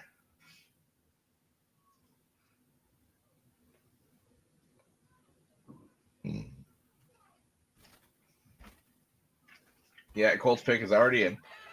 Makes sense. Makes fucking sense. Oi. So, ladies and gentlemen, if you're already liking what you see, like, share, follow, NSD. I know we didn't do too much advertising this year because obviously I haven't been around for fucking too long.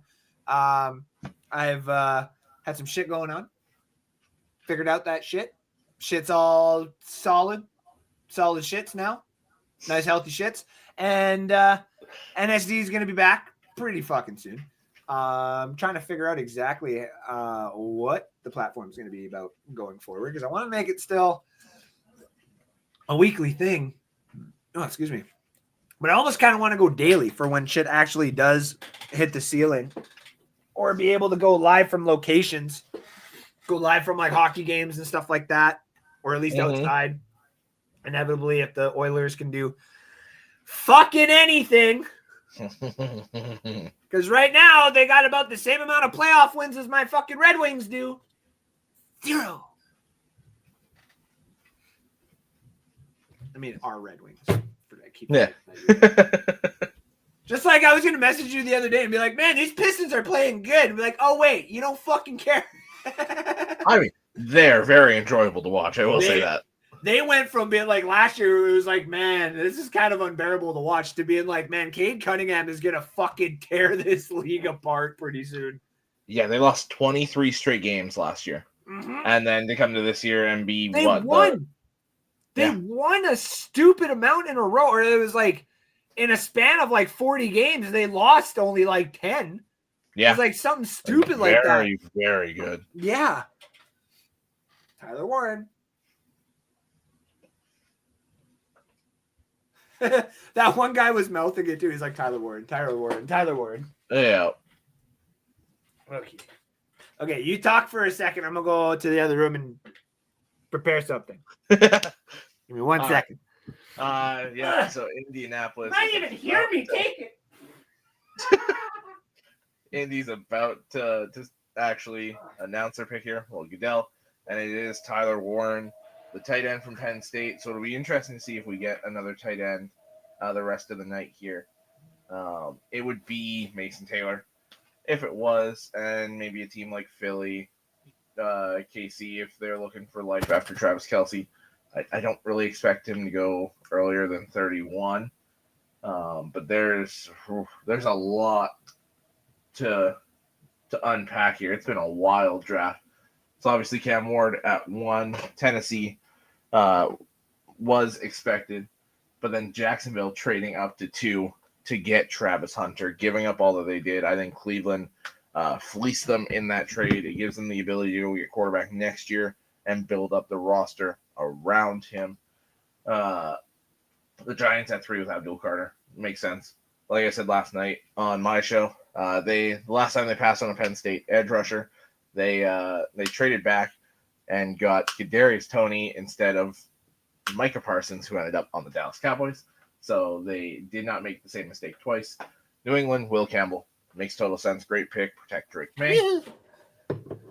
I mean, it's been wild. So Cleveland. Fucking fall. Mason Graham. Put this back in my ear. Tyrone Millen. Yeah, it's been a wild first round so far. It has. We only got 3 right, and of course it was in the top 4. Yeah, which we said the draft started at 5. Yeah, it started at 2 actually, but Aaron fucking Lee. Tyler Warren went all the way to 14, which is insane. But then most of the players that we thought would be going in the top like 12 to 14 are gone, except for Jalen Walker, Walter Nolan, which are more than likely going to start popping up in the next couple picks here. Yeah. Does Atlanta maybe go Walter Nolan with the loss of Grady Jarrett? I was actually just thinking that too. Like they just lost their big defensive tackle, so.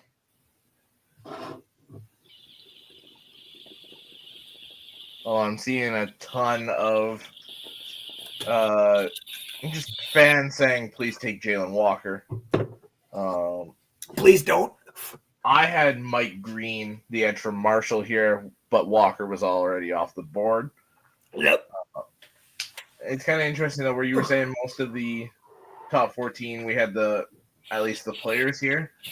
The only player that's been picked in the top 14 that I didn't have in the top 14 was Kenneth Grant. I had him at 22 to the Chargers.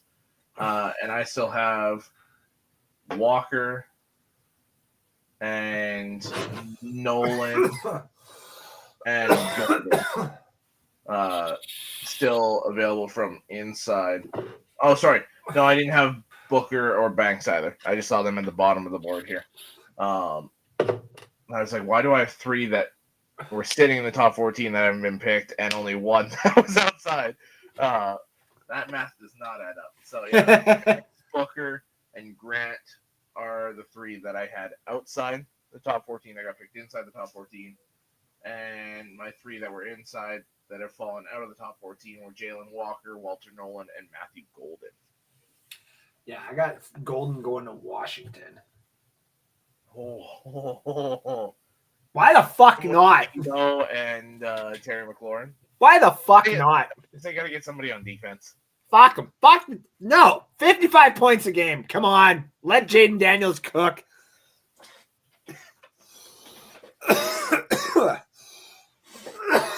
Let me just also state, I am so happy that the Commanders started doing good. Like, I love thing here. What's that? There's no way that is legit. I'm gonna see if it's true or not before I say anything. Shitter Sanders. No, it was a trade to 15. Oh, interesting. That's probably why it's commercial break right now. But it still shows Atlanta on the bottom. Let's go to Twitter. Yeah, I don't think it's true. Because the trade was Philly moving up to 15 and also snagging Kyle Pitts, and then it didn't show what else was involved. So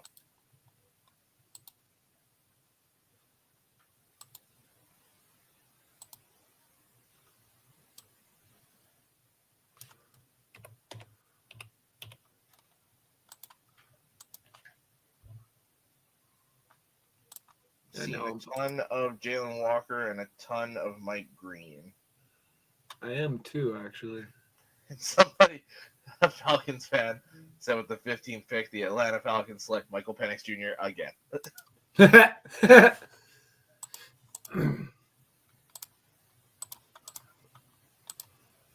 Yeah, I'm looking around here. I swear this is the first team that's been under 2 minutes left on the clock with their pick. Cole fans are like, we really went from Kyle Granson to Tyler Warren overnight. Yeah. Thank your stars that you did.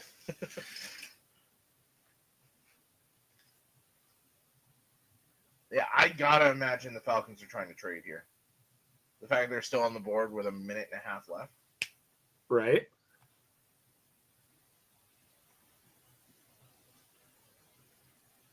I wonder if their guy was taken. Who, Atlanta's? Yeah. So this is another thing. I've said this for a few years. If you're going all the way down to like Atlanta is right now, that means your player more than likely was taken and you're trying to trade. And they might miss their pick. Which would give Arizona free reign. And then Arizona's just got to call it in, right? Oh, there we go. The pick is in.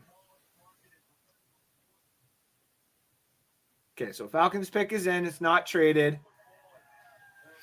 Or I wonder if it's because they wanted Mike Green, and then all of a sudden it was because Jalen Walker fell that they quickly called.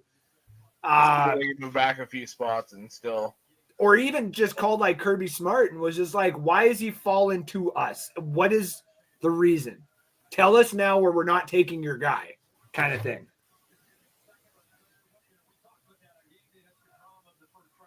My Twitter search crashed again. I think I'm refreshing too many times.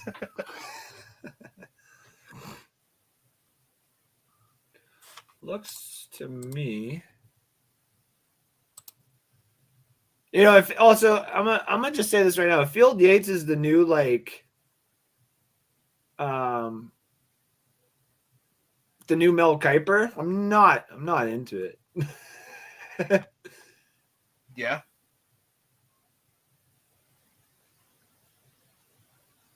Like, I like him and stuff, but like he's just way too like, I don't know, put downish. Yeah. Like he cuts people off way too much where I'm like, buddy, relax just a tad. I'm seeing Jalen Walker to Atlanta.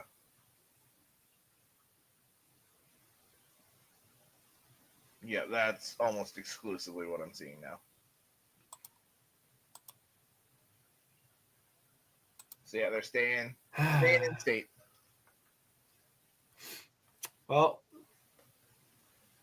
so I had right position, wrong player, not expecting the player to still be on the board.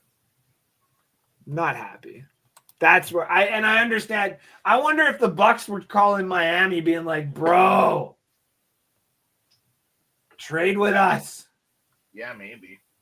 Because fuck me, the fact that he was that close gets me just a little bit irritated. The fact that he's going to Atlanta, a little bit more irritating. It's fine. It's fine. It's fine. Maybe I'll take Mike Green then. I mean, a good pick, although I don't know that he entirely fits your guys' scheme. I don't think so either. Like, if you guys were going edge rusher, I'd say Jahad Campbell or Donovan Ezeraku. 1, 2, 3. So we got 4 picks until the Bucks are up. The best players available to us would be, let's see here, Jahdae Barron, Mike Green, Shamar Stewart, Gray Zabel, Malachi Starks, Omarion Hampton. We're not going to take Omarion Hampton. Walter Nolan. I saw a post here saying Cardinals are drafting Will Johnson, but it's a picture of Teteroa McMillan. So don't think it's true. I had Josh Simmons here. This is my next chance where I can be right here. I got Jahdae Barron here. See, I got Jahdae Barron to Cincinnati. Yeah, right now we're tied at 3, so it's going to be a random fucking... And we have the same 3. Yeah, and so it's going to be a random fucking pick later on that's going to...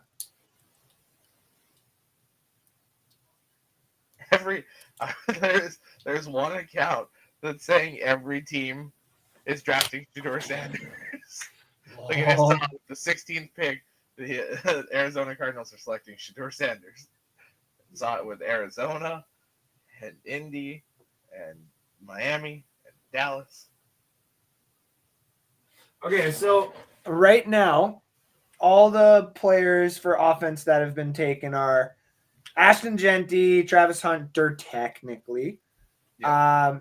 Tyler Warren, Colston Loveston, Teteroa McMillan, I believe, are the only offensive dynasty players taken. Yeah, that's correct.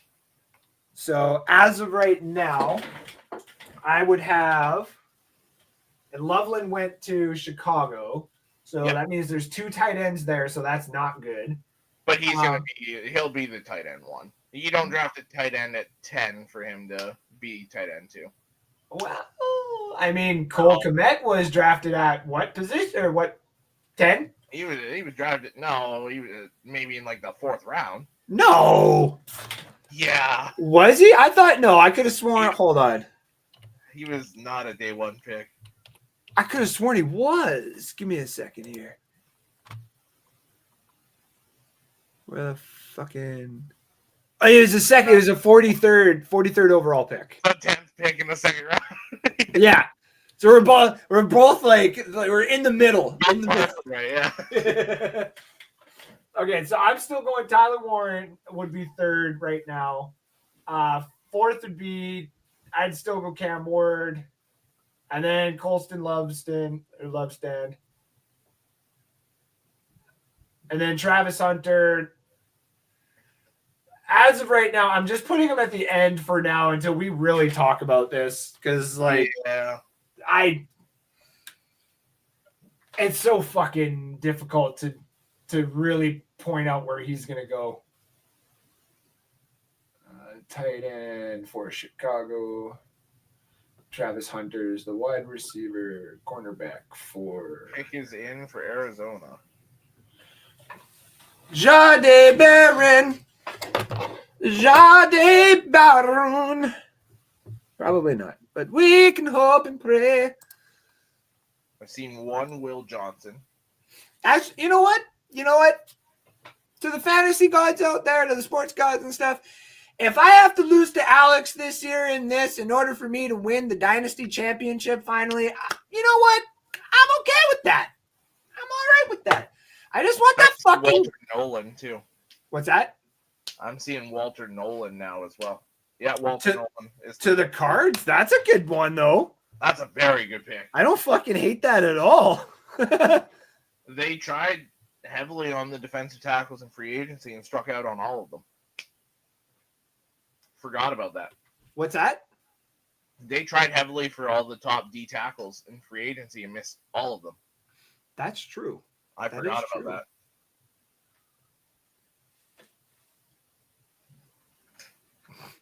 Jade Barron. Jade Barron as a buck would be fucking dope. He can. He's going to the Bengals next pick.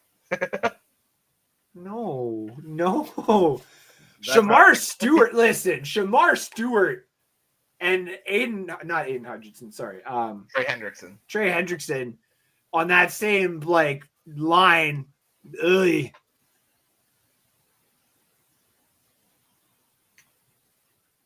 That's who you have with Shamar Stewart? I got Shamar Stewart, yeah.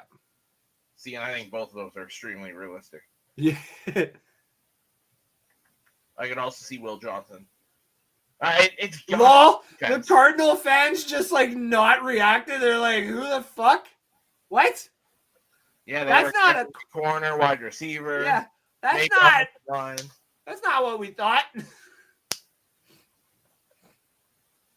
Though, like I've always said, Phenomenal pick, though. I've always said before, you guys got to stop. Like I've learned my lesson for reacting at certain draft picks and stuff. Yeah.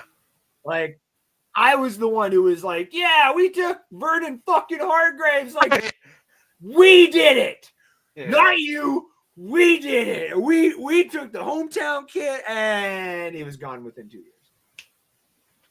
Oh, freaking that same account. Sources are telling me that with the 17th pick in the NFL draft, the Cincinnati Bengals are selecting Shedeur Sanders.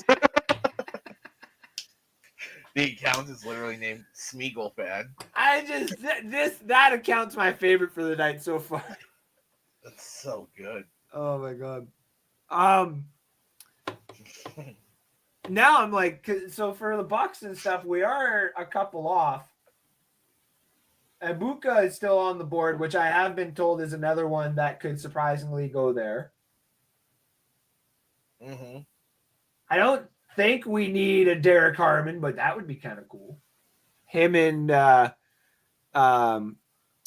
Vea up the middle. And that's why I was saying people need to fucking chill the fuck out on certain picks because I obviously was all gung-ho about Vernon Hargraves.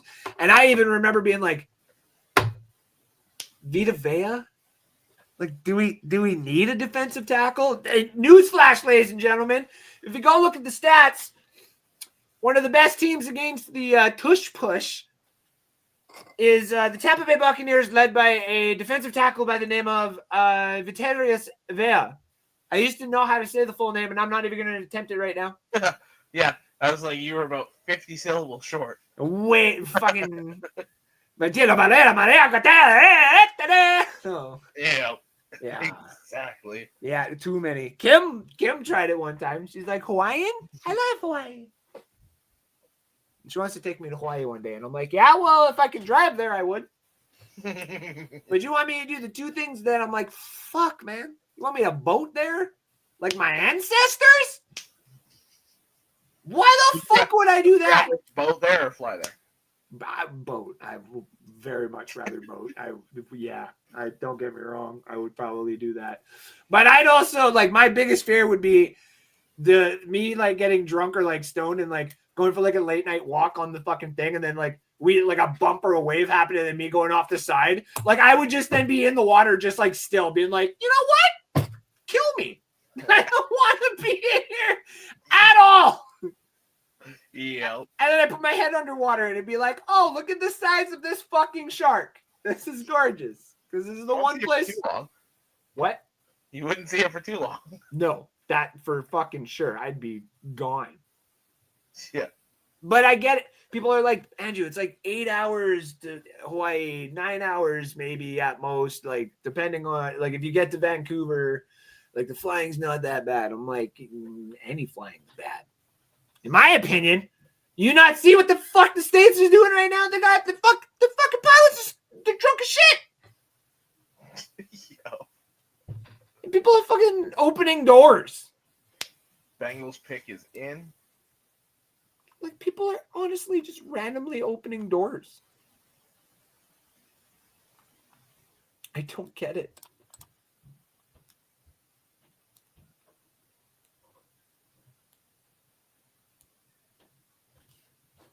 Lol. Giants draft room is in total chaos today. No clear plan or vision, and frustration over Jackson Dart interest being leaked. GM Joe Shane threw a chair over this morning. Well, you just took the lead. What's that? You just took the lead. It's Shamar Stewart. Is it? Yep.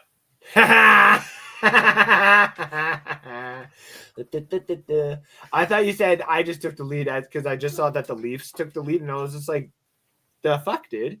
So the Leafs just won then because they were in overtime. Were they in overtime? Yep. Oh, no. So that's 3-0 lead. Oh, my God. Ottawa's going to win 4 straight then, right? Dude, is this the year?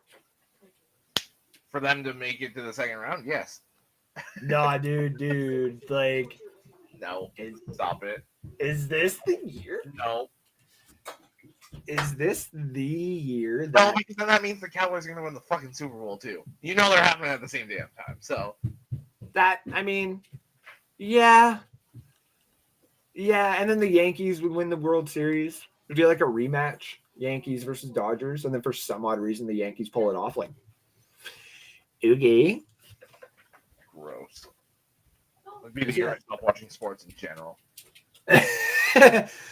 Yeah, no, I've said before too, I don't know if I would want to wake up if the Leafs won the cup. I don't want to live in that world.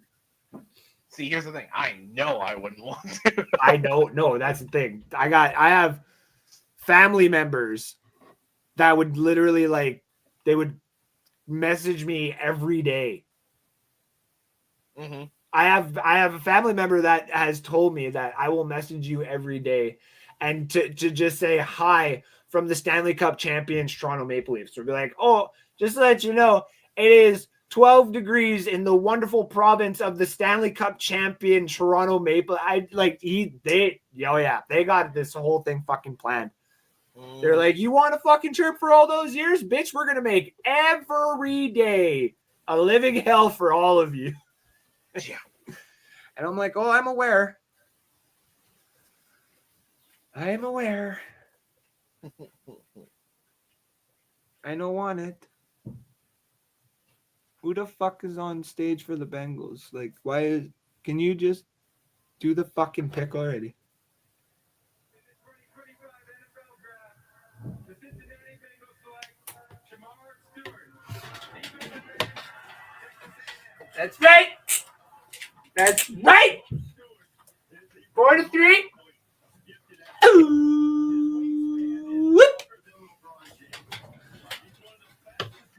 Can I get a hell yeah?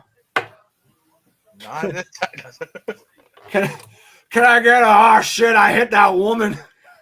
She, Damn. and before that, I missed the ramp entirely. Can I get a hell yeah?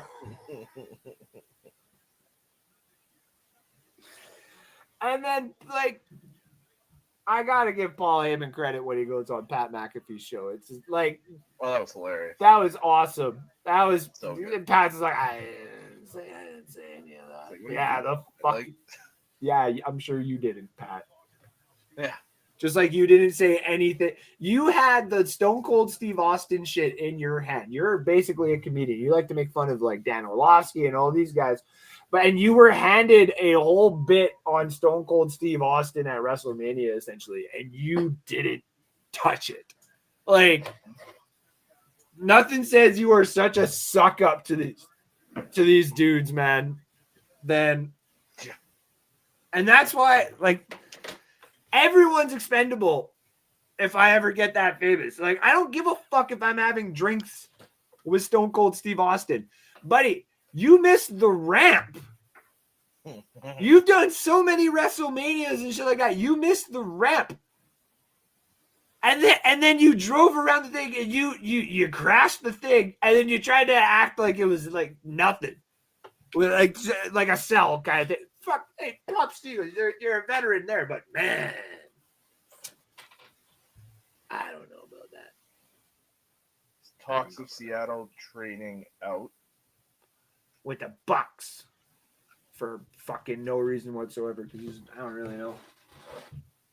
Malachi Starks is still there, so I'm cool with that.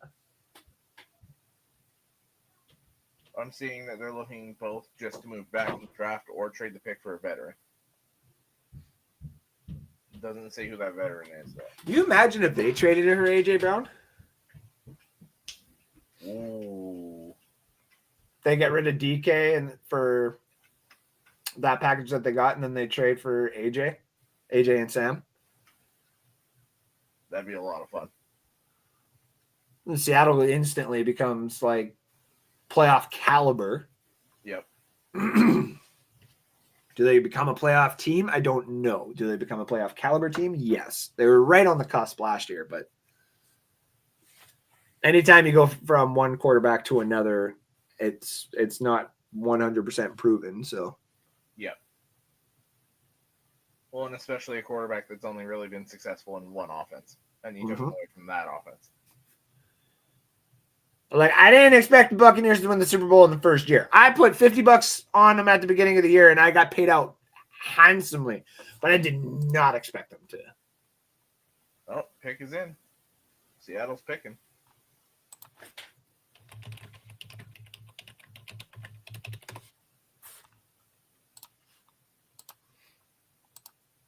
Interesting.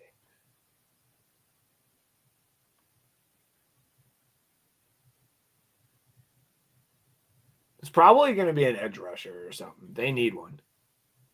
Offensive line. Offensive line would be dope too. Simmons is still there. See, I had Kelvin Banks in this spot. Well, he ain't there. For them. Give me 1 second. We'll grab a drink. Yeah, I mean, if you're Seattle, you go offensive line. Like you said, Simmons is still there. Gray Zabel, Connerly, Donovan Jackson is still there. They could go corner. Will Johnson and Jahdae Barron are still sitting there. Yeah, they could go. Yeah, edge rusher. Derek Harmon is sitting there. Interesting. It's going to be interesting to see what Seattle does here.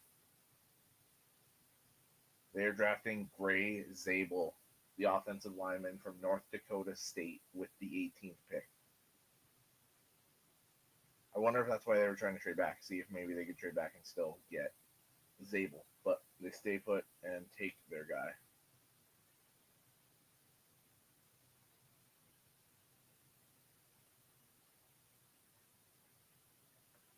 Side right position, wrong player.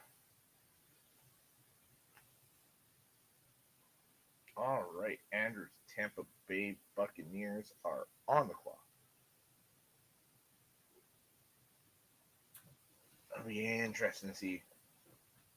The corners are still there. A lot of the edge rushers. All right, Gray back Zabel. into the. Sorry, what's up? Gray Zabel was the pick. The guard. Was it actually?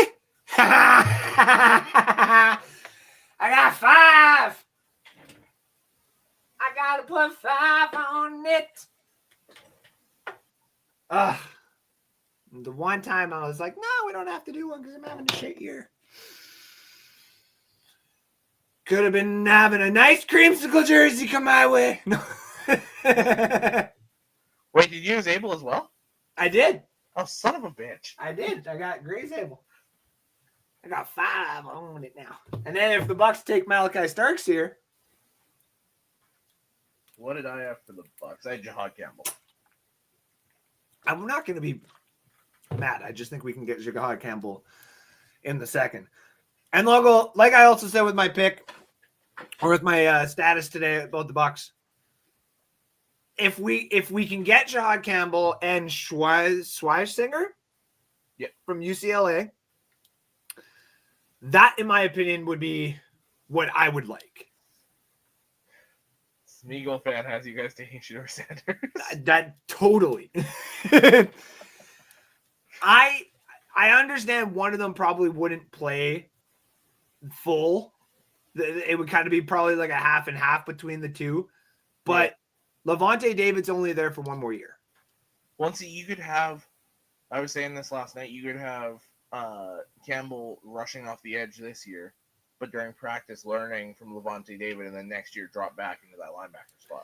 Well, and he was an edge rusher before at Alabama. That's what he came there as a recruit to be. Yeah.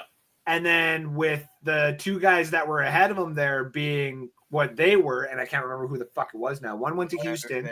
And the other one. Not Hunter. It went last year. Minnesota. Yeah.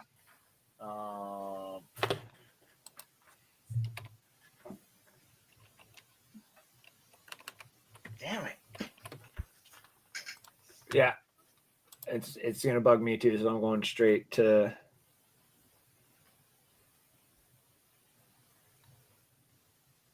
Dallas Turner. Thank you. That was gonna piss me off. And he went all the way to 17. But Jahad Campbell's got the shoulder injury. A lot of Buccaneer fans are scared about the whole, getting another linebacker that can't tackle like Mike not Mike Evans, Mike White. Mm-hmm. But I mean, we are going to need one. That's going to be the number one glaring hole for us next year. And unless Barrett Carter is available to us next year, I don't see it happening. I don't want to take the chance of him being available there next year either. Now, do you guys go Marcus Golden, maybe? A lot of people want us to have the 4 wide receivers. And I was like, I understand that Mike and Chris are getting to that age, but like they're also under contract for the next 3 years. And Jalen McMillan has shown a lot of promise. He was solid last year. It was extremely good. And I knew he was going to be good because he was the one fucking wide receiver out of that Washington group that I was harping and hauling on, saying, is everyone not realizing that this is like another, essentially a Fuller, like back in the day from the Texans? I was like, just the way that, like his injury and all that kind of stuff. I was like, if that becomes a thing, then he's going to just be Fuller, where he's going to come up with these ridiculous catches, which is what he did at the end of the season. Mm-hmm. Finally got in there. There's a couple bad drops and a couple bad plays, which, it happens when you're a fucking rookie on a playoff team. So I couldn't hate on him, and I knew he was going to finally develop. And then he fucking went off on that one game at the end of the season, and I was like, there's my guy. That's what we were all waiting for. I saw back-to-back posts of this, so I think it might be the pick. What do you got here? I'm going and checking out Twitter right now, too, because then, of course, all my Buck guys would. Yeah, let's go. Let's go. Yeah, that's the guy. That's smart. So, okay. If that is the pick, I am going to go make it like a double check here because it kind of,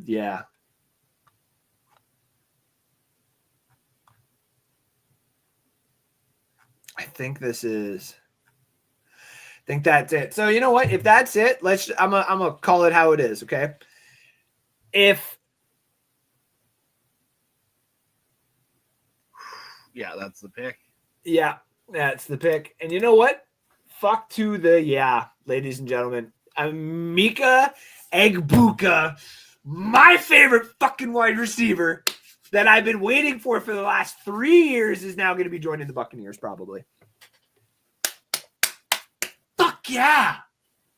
See, now here's my thing for Denver. See, I had Travion Henderson going here,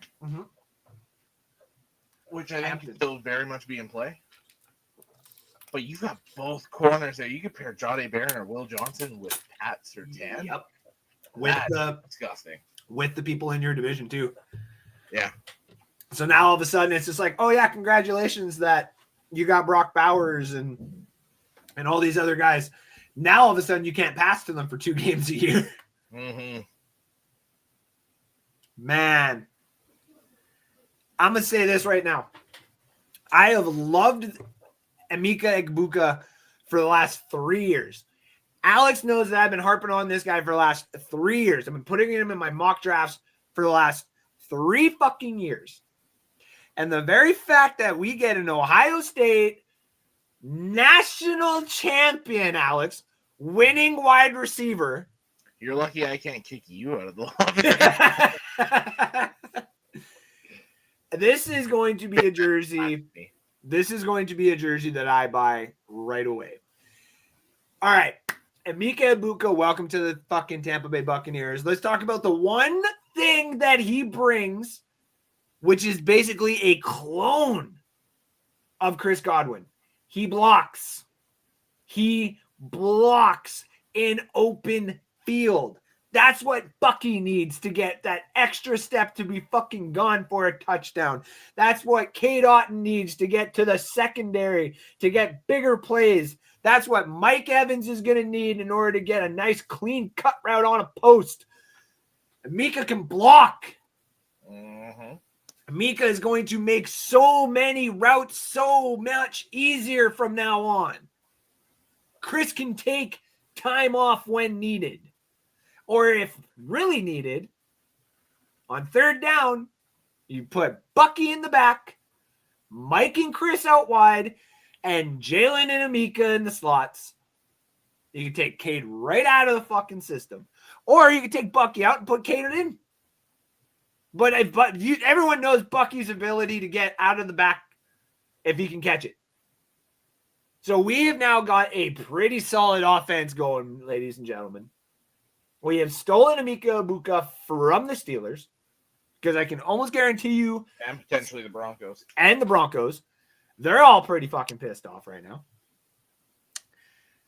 For dynasty purposes, as a biased opinion, he's the number one pick on my boards.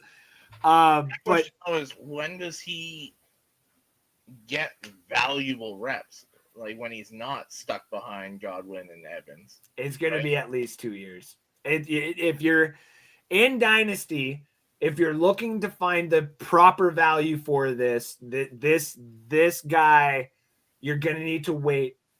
Jalen McMillan's fantasy value is going to come down a little bit, because I think what Jalen's was is now going to be replaced with Emeka for now. And then I think when you finally start to see the age or the wear and tear of either Mike and or Chris start to fall off, those are the two guys that are going to start picking it up right away. I am very happy about this pick. Yeah, I think it's a great pick.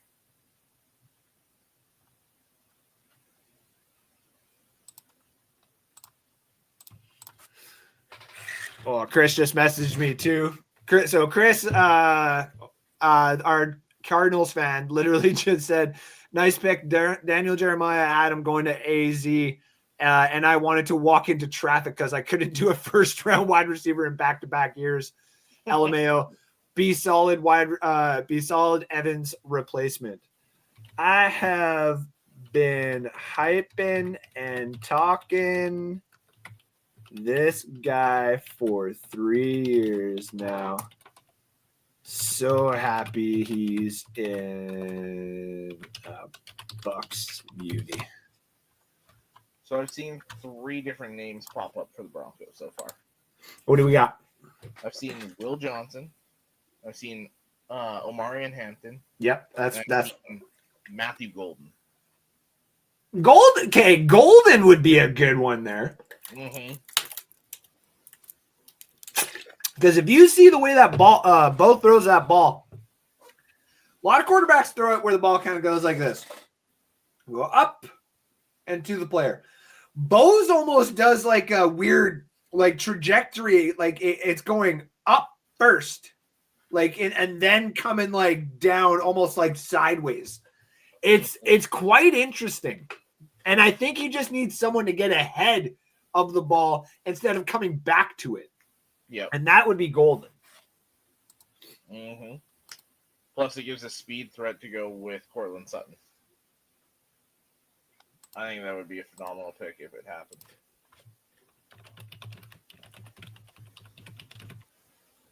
Now I literally saw one of each pick, so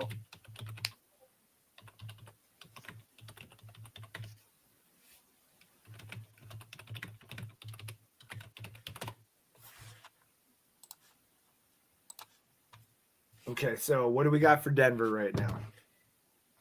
I still just have one for each. One for each. I wonder if the Broncos are looking to trade out because They we're down to almost a minute left on the clock. they probably are too. I wonder if like there has been a few teams making offers. It's just not enough. Yeah. Yeah, we're under a minute and pick is not in yet.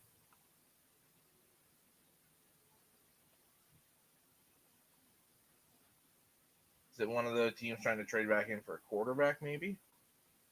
Or the wide receiver?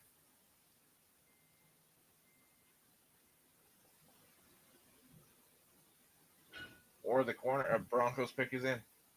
So okay, so here's what JC Allen did say, and it does make a good.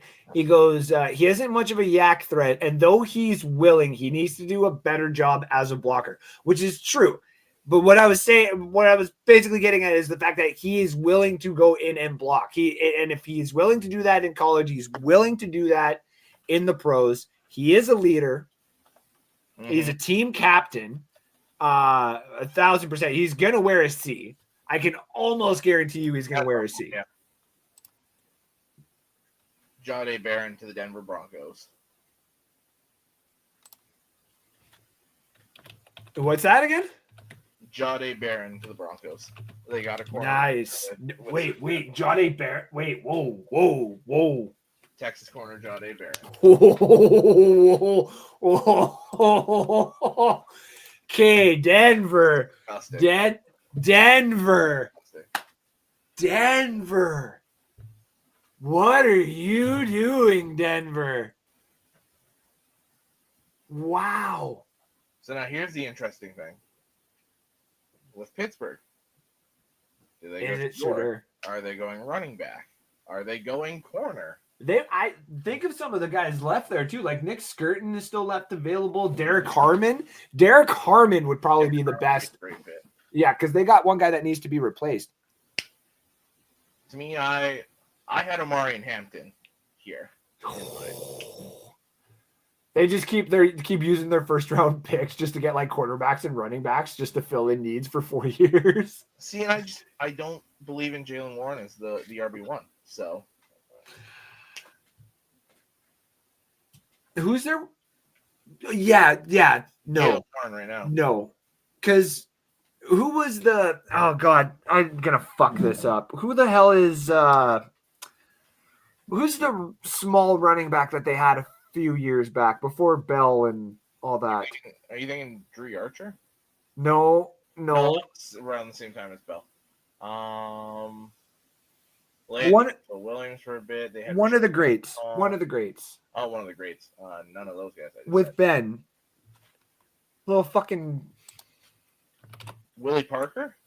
No, Steelers running backs. Wait.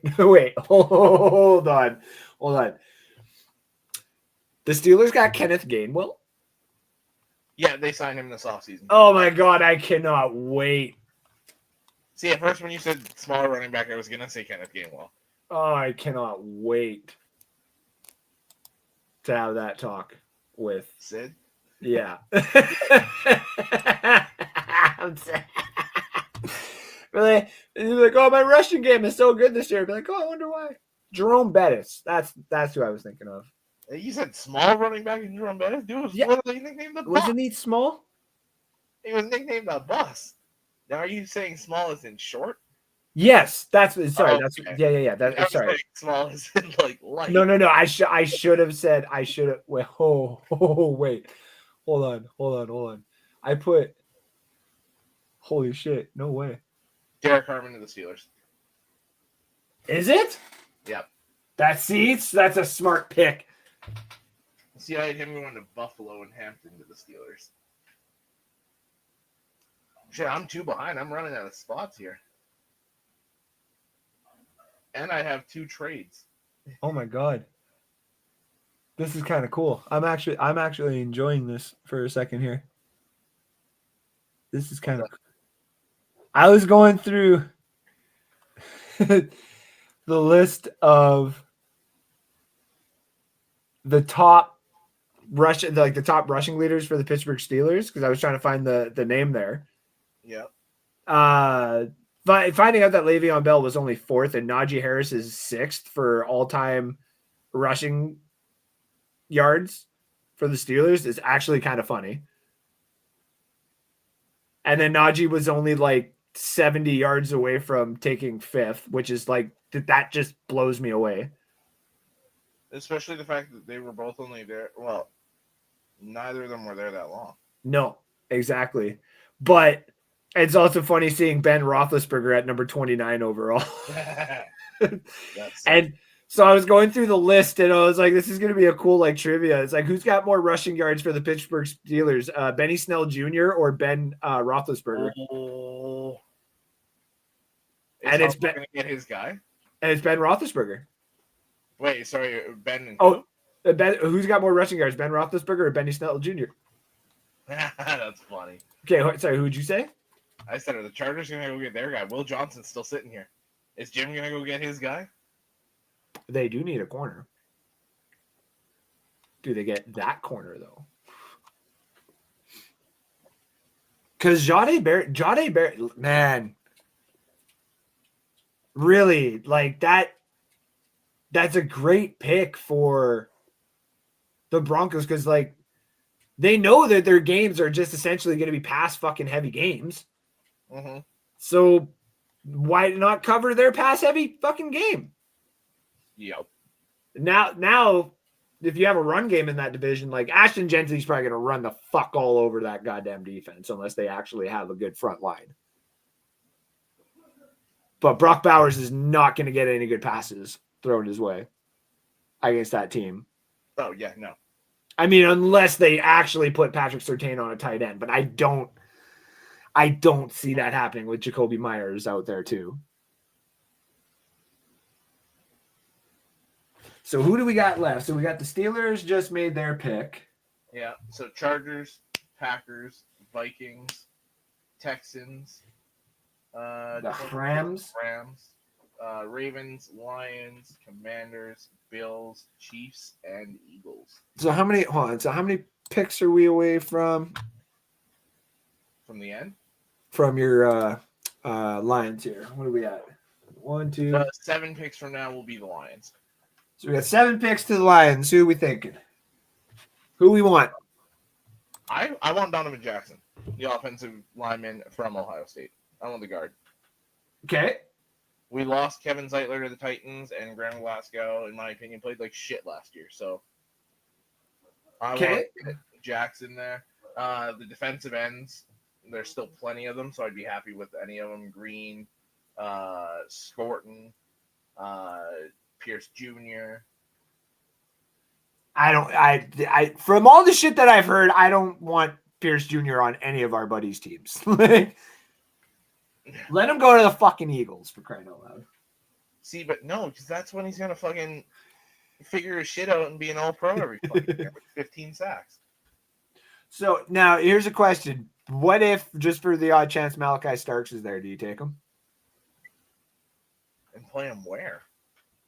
Fucking anywhere at that point, my guy. But here's the thing: we spent our first 2 picks last year on corners. Yeah. We've got arguably the best safety duo in football, who we just made one of them the highest paid safety in football. And then we just signed DJ Reed. So it's like, where in the secondary is he playing? Who's the other safety? Brian Branch. No. Brian Branch becomes a full-on nickel corner, fucking 1B corner. But then what do you do with the guys you drafted last year in DJ Reed? Like, that's what I mean. Who's the other guy that you drafted? You drafted we drafted Arnold, and we drafted the kid from Missouri. What's Ennis Rakestraw? Rakestraw did okay. Rakestraw was all right. Yeah, but that means sounds like he's taking a big leap up this offseason. Yeah. We need defensive line and offensive line. More corners. All the corners in the world. It's funny because in the one mock draft, I can't remember which of the big guys, whether it was Jeremiah or one of those main like draft guys, had Will Johnson to the Lions, and I was like, I mean, I can't be mad at that. Like, Like, come on. I gotta imagine that that Jim takes Johnson here and just get the Michigan guy.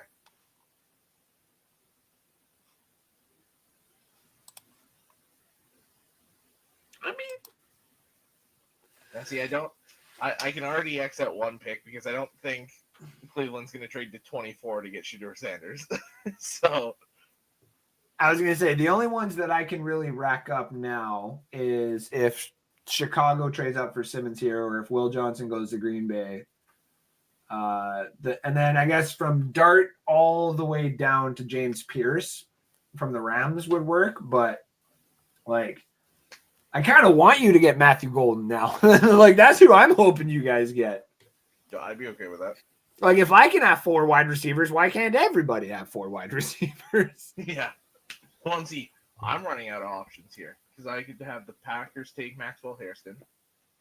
I could have the Browns trade 24 for Shedeur.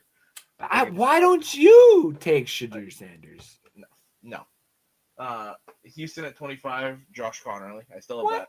Why can't you take what? Hold on, we take this question right back to you. Why can't you take Shedeur Sanders? Why can't you take your quarterback of the future?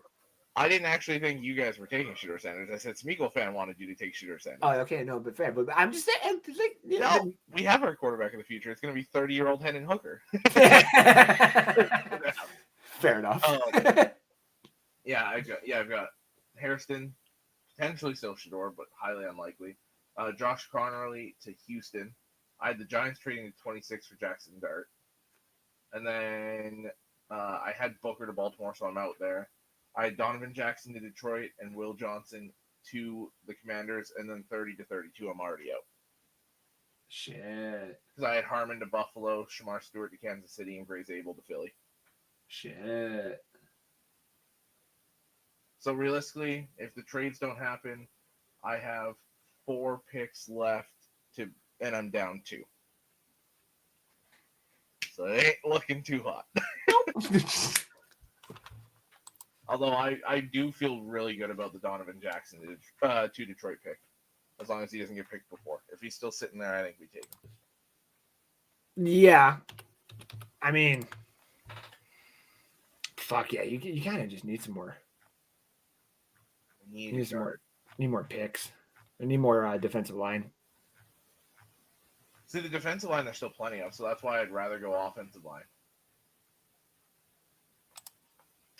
See, and I think I'm gonna get fucked on my Josh Connerly pick because Josh Simmons is still sitting there, unless the Packers or Vikings take him. I think if he's there at 25, Stroud will want his offensive tackle again. Fair enough. Well, there's still so many good players to fuck up my last few spots. Like, there's still Will Johnson, Shedeur's still there. There's still Hampton. There's Golden. Ugh.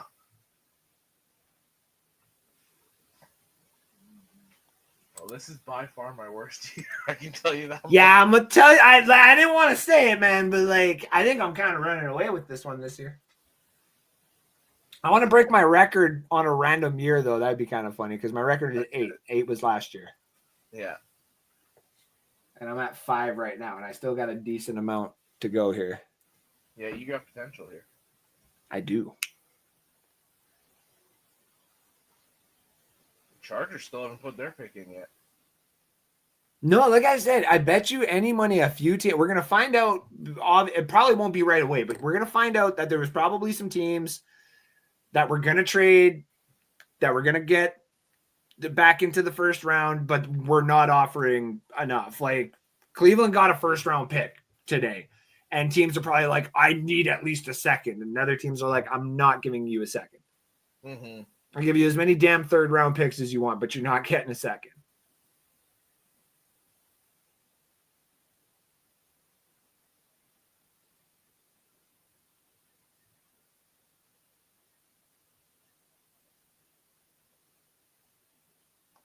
Yeah, minute 10 left, and they're still on the clock.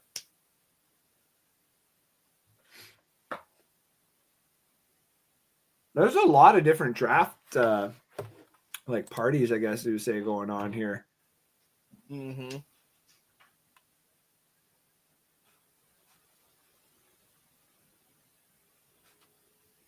So you got the McAfee show is doing theirs. Also, shout out LTF for doing their show tonight as well. Yeah, Sean and Janae are on. Yeah.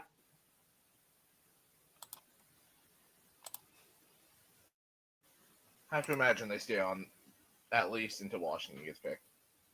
But at that point, you might as well stay the rest of the night. Sorry, say that again? I said you'd have to imagine they're on for when Washington picks. Oh, of course. And then at that point, you might as well stay on for the rest of the draft. Yeah. There's only 3 picks left. 8 seconds left. 7, 6, 5. Oh, their pick is in. These teams going down to the wire, like the picks have got to be very intriguing then. Mm-hmm. You know what I mean? Like,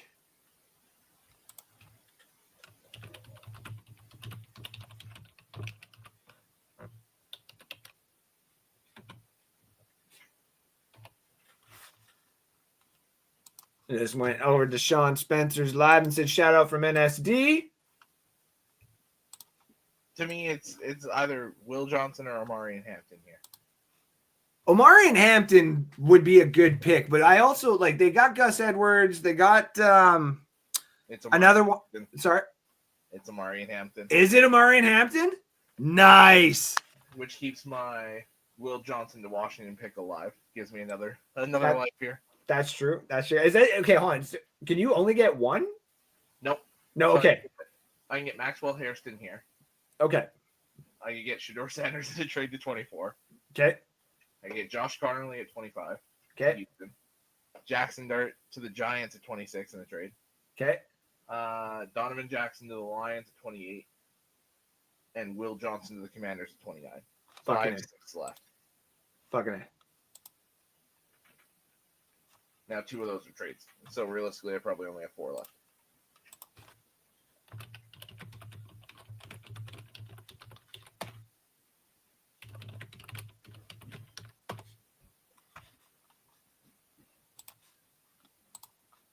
So what the fuck is going on in hockey and Let's go check out hockey and basketball today too. Let's go see. Let's go check out. So the Wild are currently beating the Golden Knights 2-1. The Panthers beat the Lightning 2-0. The Maple Leafs won in overtime, like we all said, 3-2. And the Blues are currently spanking the Jets 3-0 in the end of the first period right now. That's not good for our good friend Robbie. No. He's gonna be very upset about that. Now, let's go check out the NBA scores here. Oh my God. Whoa. What a twist. Okay, so we'll get to that one in a second. The Knicks beat the Pistons by 2, 118-116. Wow. The Nuggets are up 24-19 on the Clippers to start the first period. 61-37 Grizzlies over Thunder right now in the second quarter. What the fuck? Sorry, what was that? Let me say that one more time. Just again, 65 now, actually. 65-37 Grizzlies over Thunder. What the fuck? 4 minutes left in the second period. Let's go see who's going off on. Wow. Would you like to know who's going off right now for the Memphis Grizzlies? Is it Pippen Jr.? It's Pippen fucking Jr., my guy. 21 points, 3-3. And Jaw's got 13, 5-2 right now. What the fuck is even happening? I just realized you have a chance to get another pick here. Packers and Will Johnson. Yep. Hasn't happened yet. We both went corner here. We just went 2 different corners because I couldn't bring myself to say Will Johnson was going to be a Packer. Man, Hampton in a fucking Jim Harbaugh offense. That's going to be insane. Yeah. Behind that offensive line, Slater and Alt and all those guys. So now that becomes the question. So is it Genty and then Hampton in Dynasty? It might almost be Hampton and Genty. I agree. I'm still going Genty first and then Hampton. Because I'd be a lot more worried about Herbert throwing the ball than I would Geno Smith. Ooh, yeah. Omari and Hampton running back for the Los Angeles. So, that division both got new running backs. That's pretty cool. Mm-hmm.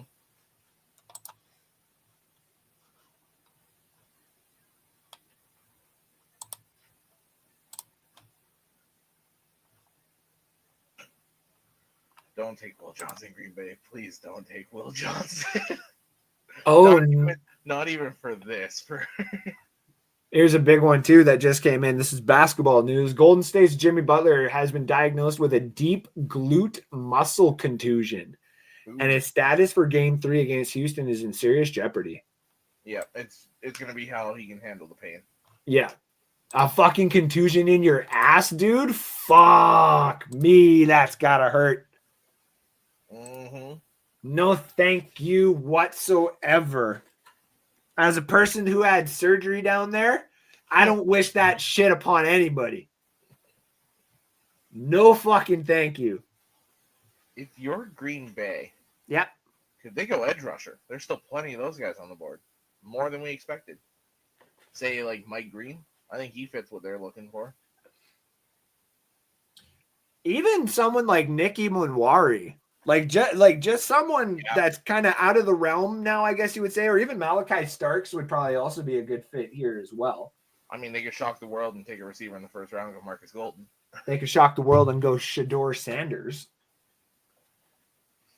Or just let him sit behind Jordan Love for 7 years. Yes, did with Love and Rodgers, did with Sanders and Love.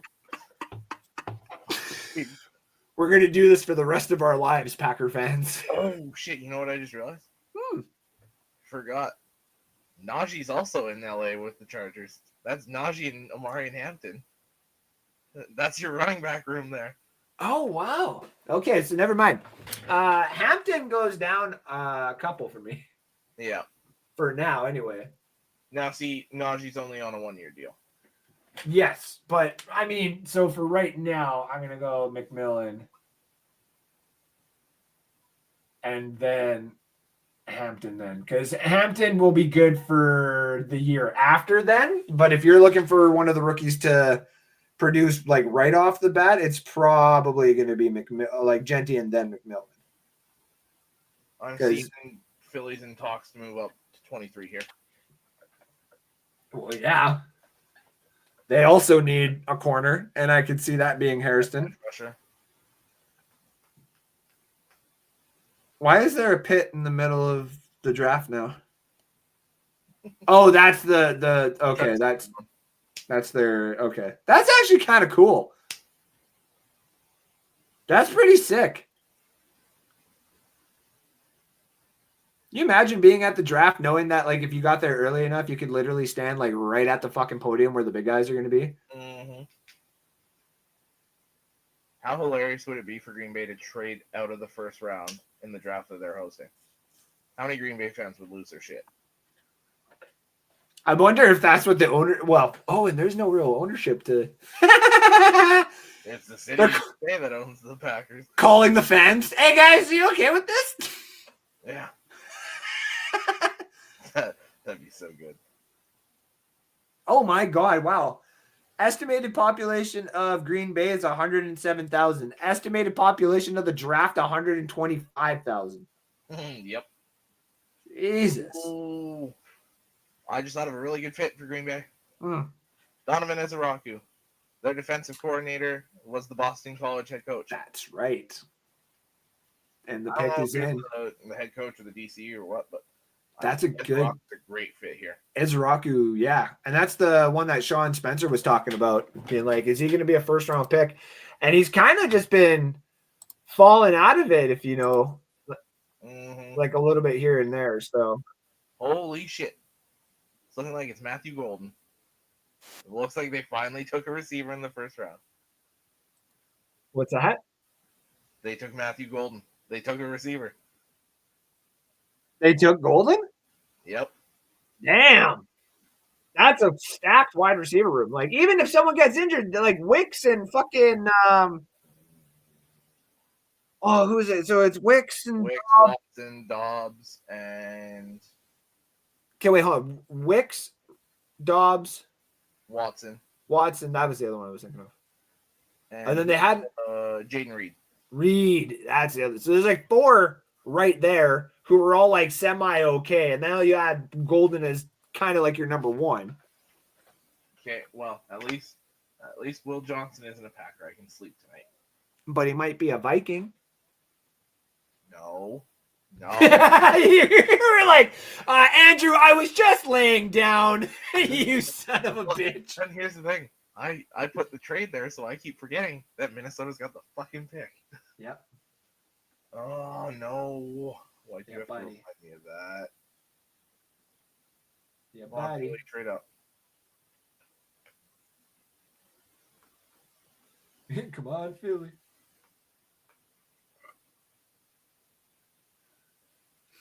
I'm actually more excited for tomorrow because now tomorrow is where I'm like, all right, go. Like, if Nicky Monwari is available, fucking go get him. If Shimon Revel is still there, fucking go get him. If Or Landon Jackson, actually, I don't think he would necessarily fit our scheme, but I could see Minnesota going running back potentially too. who would they go though? But they probably go Henderson. Yep.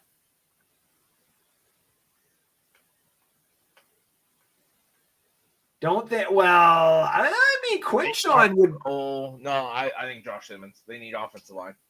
That's also very true. That's also very true. Quinton Junkins would be like putting a Derrick Henry in that system, and that would be fucking fun. Mm-hmm. Does JJ need to do anything at that point? Just get the ball in Jordan Addison and JJ's fucking hands and hand it off to Quinshon and have fun. Well, and then you still have Hawkinson too. Yeah, so if all that doesn't work out, I'm pretty sure that long-haired blonde son of a bitch will be there somewhere. Yeah.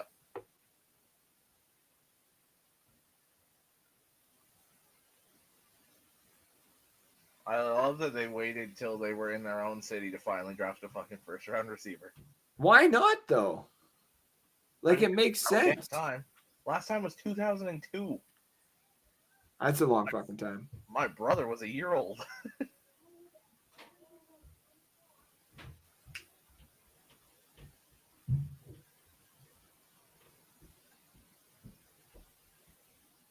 Bunch of fucking cheeseheads. Yeah. Fucking losers. All of them. Bunch of fucking cheeseheads.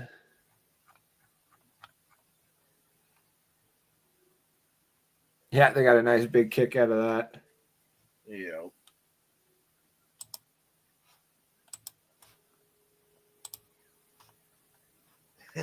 The amount of people I see saying the Vikings might take Shedeur Sanders because JJ is currently the only quarterback on the roster. Which they're not wrong. No. So I also find it very funny that Mike McCarthy is on the Pat McAfee show, considering that he's taken like the year off. Mm-hmm. So like certain things that he's going to say, it's going to be kind of funny to see later on, to see where he's thinking and like who might be interested in him or where would be some good fucking picks for him to be next year. Because honestly, like if someone's looking for a quarterback head coach duo to start off like a full-on rebuild, like that's not the worst person to fucking start it with. Yep.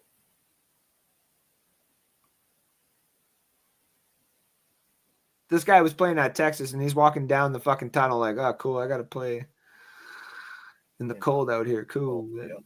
That's fun. He's like, you guys picked me for speed, but don't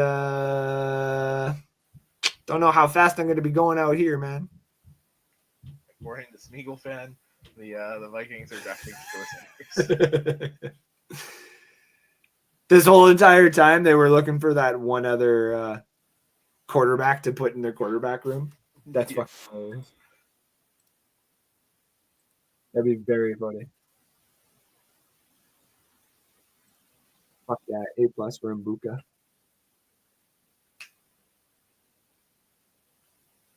God damn it. They drafted Donovan Jackson.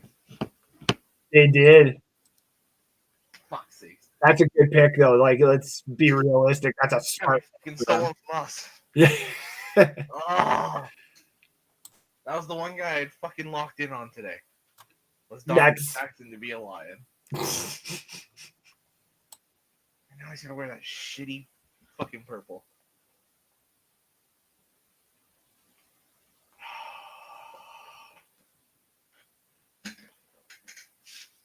And it took another pick away from me catching up to you here. Uh-oh. So you're kind of... So I got Connerly, which Josh Simmons is still sitting there. Yeah. I got Jackson Dart to the Giants at 26. And I have Will Johnson to the Commanders. Those are the only three? Those are the only three I got. Uh-oh. It's a trade, and I'm 2 behind. Uh-oh. Yep. You need these. Yep. Who do you got for... Well, I can't get Houston. I can get Jackson Dart. What's that? Who do you have Houston getting? I had them taking Booker. Mm. Yeah. So I can get Jackson Dart here with Rams. I can get Baltimore. Same player, different team. Yeah. I can get Detroit with Luther Burden. I just lost out on Washington. I can still get Buffalo with Hairston. I can get Connerly with KC and Pierce Jr. with Philly. Oh, so you still have so many. I do. I might end up waving the white flag here. Like, fuck. We were so close last year. It was like 8-7 last year. Mm-hmm.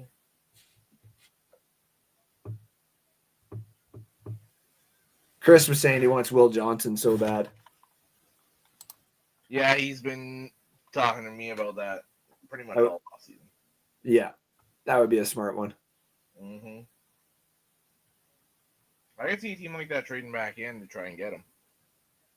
Maybe not at the end of the first round here, but maybe up to the top of the second if he makes it. It just seems that teams aren't really willing to move. Oh, I don't think that's true. What's up? I saw Giants trading up to Houston's pick, but I've only seen one post about it so far. Ooh. It'd be $34.99 in a future third.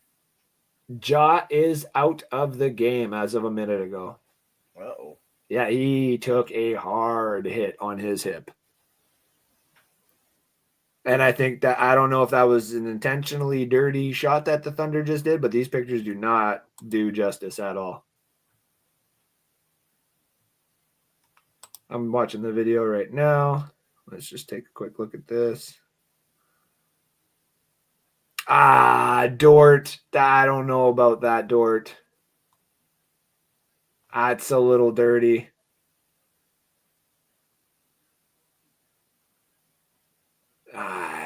I don't know about that. I'd have to check the whole context of the game first before I make a decision on that, but that don't look good on Dort's end, in my opinion. Oh, that trade might actually be happening because I've seen another post with the exact trade. What do we got here? Fuck. I'm out. The Giants supposedly are trading $34.99 in a future third to get to 25. Damn.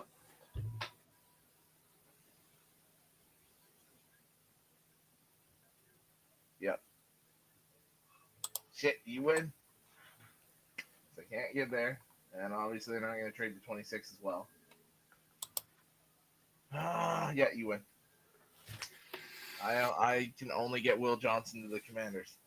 Back-to-back champs on the NSD station. Let's see. Okay, so we got Giants. Yeah, see it on the TV now. Giants are on the clock. Who is this for, though? Is it for? It's got to be. Is it for Shedeur? Or is it for Dart? See, here's the thing. If it's for Dart, that says a ton about Shedeur. Because nobody scouted Shedeur over the last 2 years more than the Giants. So they've done that much work and they trade up and don't take him. That would be a little. That says a ton about how teams view Shedeur. Now, unless this is to get like a running back, but I doubt. I'm also looking at the board here. Massive trade package either. No, it wasn't, because I think now it's just going to be basically, are you willing to sacrifice some of that, some of the third rounders that you have stacked up to get up into the drafts? And I think the Giants' second round or third round pick was just high enough for Houston there, which makes sense. And I'm looking at it too, because I'm like, if it's not a quarterback, who else could this be? Also, speaking of who else could this be, we have a guest popping in here right now. From the Ben Zone, LTF specialist, Buccaneer fanatic, and all-around good guy, Mr. Ben Cornett. How the fuck is it going, buddy? Well, it's going good. Hey, Alex, Andrew. What's up, buddy? Feeling a little awkward since I'm the only American in here right now. That's okay. We don't charge tariffs for you to be on our show. Don't worry. I appreciate that. Thank you. Thank you very much. I appreciate that very much. Tremendous. How's everybody doing tonight? Good. What's that, Alex? They didn't take Shedeur. Who did they take Dart? They took Jackson Dart. So Who was that, Alex? The Giants of Jackson Dart. Yeah. Oh, because they traded up to. Yeah. Well, So I had the right trade. Yeah. The right trade, wrong spot. I had Giants trading for Dart at 26, not 25. God. One off. I was just on Sean's show, right? The Let's Talk Football. Okay. I thought about this. I'm probably wrong. It probably won't happen. Matthew Stafford. He's not got much longer left. Yeah. What if the Rams may be thinking about Shedeur, LA? I mean, he could sit for a year or two. I could absolutely see it. And McVay can develop him. And it's in a big market. That'll make Papa very happy. I'm just saying, just think about it. So this actually kind of goes into what I was thinking is I do think that I think the Rams were very much wanting Dart if he was available there. And I think that because Stafford's on the 1-year deal and we've known that McVay has kind of hinted like, I can just retire. You know what I mean? And I think the reason before he said retirement is because he could literally retire for 2 or 3 years. And then when Arch becomes available or one of these other great quarterbacks becomes available, all of a sudden it's just like, hey, I can pop in there. I'm only 39 years old and stuff, and I can teach this kid the ropes and stuff. It's like, yeah, I bet you can, you sly little bastard, you. But I also figured that if that wasn't the case, if they were to get Jackson Dart or something like that, it's like, here's Stafford for 1 more year. Here's the guy that's going to play like Stafford right behind him. And we don't have to trade up for him or anything. He just kind of falls into our lap. And I think that was probably going to happen until the Giants were like, what is the asking price here, Houston, for your pick? Right. They're like, not much. Yeah. Yeah. I mean, at least it gives Dart a chance to sit for a year with Russell, get to learn a little bit. And who knows, Russell, and you got our former quarterback, Mr. Fingers himself, as the backup. So yeah. I got no problem with that. But it sucks. It sucks in a weird way because it's almost like Brian Daboll and company have to win this year. Like they have to show some sort of success or they'll be gone. And then the next regime is going to have to come in and basically get Dart ready to be a starter. Because you wouldn't make this trade if either Brian Dable's not staying for at least 2-3 more years, or if the ownership is not said it's Jackson Dart and whether Dable's here or not. So Right. I mean, it could be an ownership decision on that, like telling Dable and Shane that here's who we're going with. So do it. Mara coming in the room again and being like, "Yo, I'm not doing this." Well, they screwed themselves when they just let Saquon walk. That was the worst thing they could have done. You know. Oh, Especially give him the chance to go to the fucking Eagles. Like, that's down the street. Yeah. especially that clip that got leaked where they were talking about, if you go, I'm gonna have a hard time if he goes to the Eagles. Like the GM is just like, it starts off with Chicago, but then adds the Eagles in there just to kind of like, it's not gonna happen kind of thing, right? I would have fired your ass so quick right there. Like, I'm sorry. That's not. That's also why it's kind of cool. I was telling Alex earlier, if we start looking at teams right now for next year, that if they kind of are the same as what they were this year, or even just a little bit worse off, what teams are we going to be looking at are going to be really tanking for the opportunity for Drew Aller or Arch Manning? What's that? The Rams traded out of pick 26. Oh, see, they're like, oh, he's not there. The Atlanta Falcons are on the clock. Ooh. Uh-oh. Well, it ain't going to be Shador because they got Michael Penix. So. You never know. I mean, they took oh, my God. Okay. Daddy played in Atlanta. So, oh, wow. Oh, wow. We're not really thinking this now, though, are we? Wait, no, the Rams pick is in. Huh? It says the Rams pick is in? Yeah. Weird, because Schefter was the one that said the trade. Well, maybe they're picking for the Rams are picking for the Falcons or something. I see that. Yeah, I see on my phone that it has been traded up for too. Oh, there it is. There it is. Yeah, Falcons now on the clock. So Alex, you got Detroit coming up. What are we looking at here? I mean, do you like what you see still, or do you think maybe trading back's more realistic? I like the idea of trading back just because there's still so many edge rushers. But it's like, who's going to trade up? Right? That's where I'm kind of looking right now. I mean, maybe somebody looking for Shador. But then who's trading up for Shador? Like, at this point.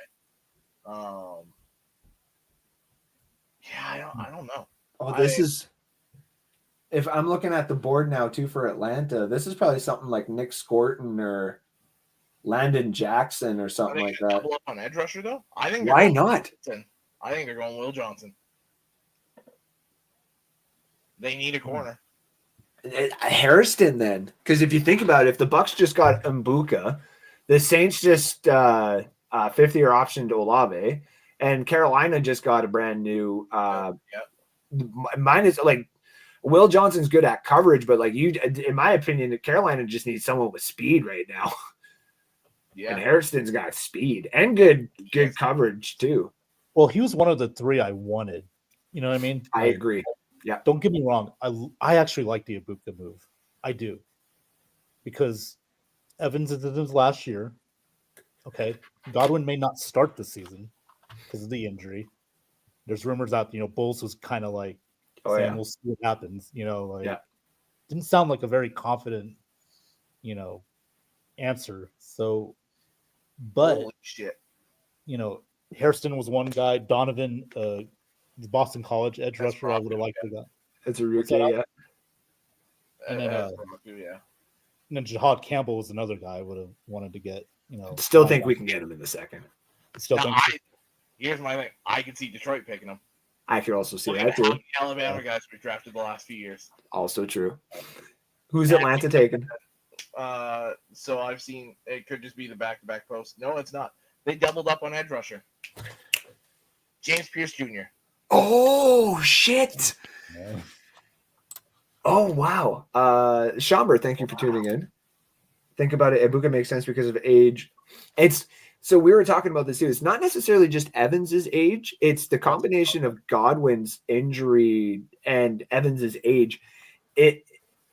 We got great production out of McMillan, and we're going to be really pissed off next season if Chris Godwin still needs more time and we need that third option, or Mike Evans is, got the annual hamstring that comes into play, which we all know is going to happen. Like we all know that eventually it'll come into play. So we're going to want that third option anyway. I know that there's the clip of our GM talking about if certain players were there, if we would take them over our defensive needs, and Ibuka was definitely one of them. Because I mean, another player that he kind of reminds me of, not as sleeky, not as lengthy, but if you think about the cool catches that this guy made back in the day for the Buccaneers, Mike Williams, just a nice, solid player that we had. Yeah, he was around for a while. He made some awesome catches. He started to become a household name. Obviously fell off because he wanted his money and stuff. I don't think is what Ibuka is going to be. He's going to make those catches. He's going to be a solid possession receiver. He's going to be a leader. We all know, we've seen it on the TV, on the draft report too, that he is a captain. He's a big time, all about the community and stuff. And the Buccaneers love having that too. So give me the community guys through and through every single time. They want that good locker room vibe. Yes. And that's always been the key. And, Baker brought that when he came to Tampa. It was, I mean, I loved Brady. Don't get me wrong. We won a Super Bowl with him. I do. But I love Baker, man. I love having too. Baker as our QB. Baker's so much cool. I could root for Baker Mayfield. Yep. So God, it's gonna be fun to watch, dude. I can't wait. So the Falcons received the 26th pick and the third round pick this year for their second round pick, their 7th round pick, and next year's first. Atlanta gives up their first next year. So the Rams might make a move at a quarterback next year. Okay, whoa. Atlanta gave up a first too. The Rams are like, F those picks. The Rams, F those picks. Oh my God. They picked up the first round pick. That's the thing. Yeah, the Rams picked up that pick. So now next year, that's the opposite of F them. Fucking imagine if the Rams are in the Arch Manning sweepstakes. Oh God. Why do I see Drew Allard more like a McVay quarterback than Arch? I actually, it's funny you say that because I agree. Like more athletic, more. I could also see Kate Klubnik as a McVay guy too. Dude, thank you. That's the guy I've been saying for a long time too. I'm like, give the weirdest athlete to Sean McVay at that point. Like, have fun. I agree with what you were saying about Drew to the Rams. There's only 3 teams that I actually want to see Drew on. One of them is obviously them. It's the other one is the Raiders, and the other one I like to see him on is the Dolphins. Because that'll be a lot of fun. Him and the Dolphins, but like not necessarily Tyreek Hill there. I do think they would just do like a full retool, whatever around him. But man, Drew in that Dolphins colors would be kind of fun. Yeah. But Arch, I hate to say it, it almost looks like he's going to be a Saint. I fucking hate it. Well, if the stars align, like you just drafted Jackson Dart for the Giants. Where did he go? Ole Miss. Well, where did Eli Manning go? Ole Miss. Yeah. So the star of the line's kind of. Yeah. The stars are aligning, like Arch going to the Saints. I could see that. Yeah. I don't want to. I don't ever want to see that. No, but who knows? I mean, what if the Saints they have a second round pick, right? They're picking pretty early. Yes. Second round. Yeah. Or still, if he's still there, I mean, perfect. I don't know the availability of Derek Carr. I mean, I would snatch him if he is still on the board. Like Spencer Rattler. But Spencer Rattler and Shadur Sanders in the same quarterback room. God, I love that for any head coach. Rattler's not. He's not your future. I'm sorry. I'm sorry. Spencer Rattler's not your future. He's not. No. I would have taken. What was the other one they had there? Oh fuck! Who was the other quarterback they had for like a game? I traded him to you or something like that in Dynasty. Son of There was AE. AE was in his name, wasn't it? all right, no, I don't think you traded him to me. I think you almost traded him to me and traded him to someone else instead. Maybe that's what it was. So I Yeah. ended up with Rattler and Carr. Saints. Jake Hayner. Hayner. Oh, the Fucking Fresno Hayner. State dude. Yeah. Yes.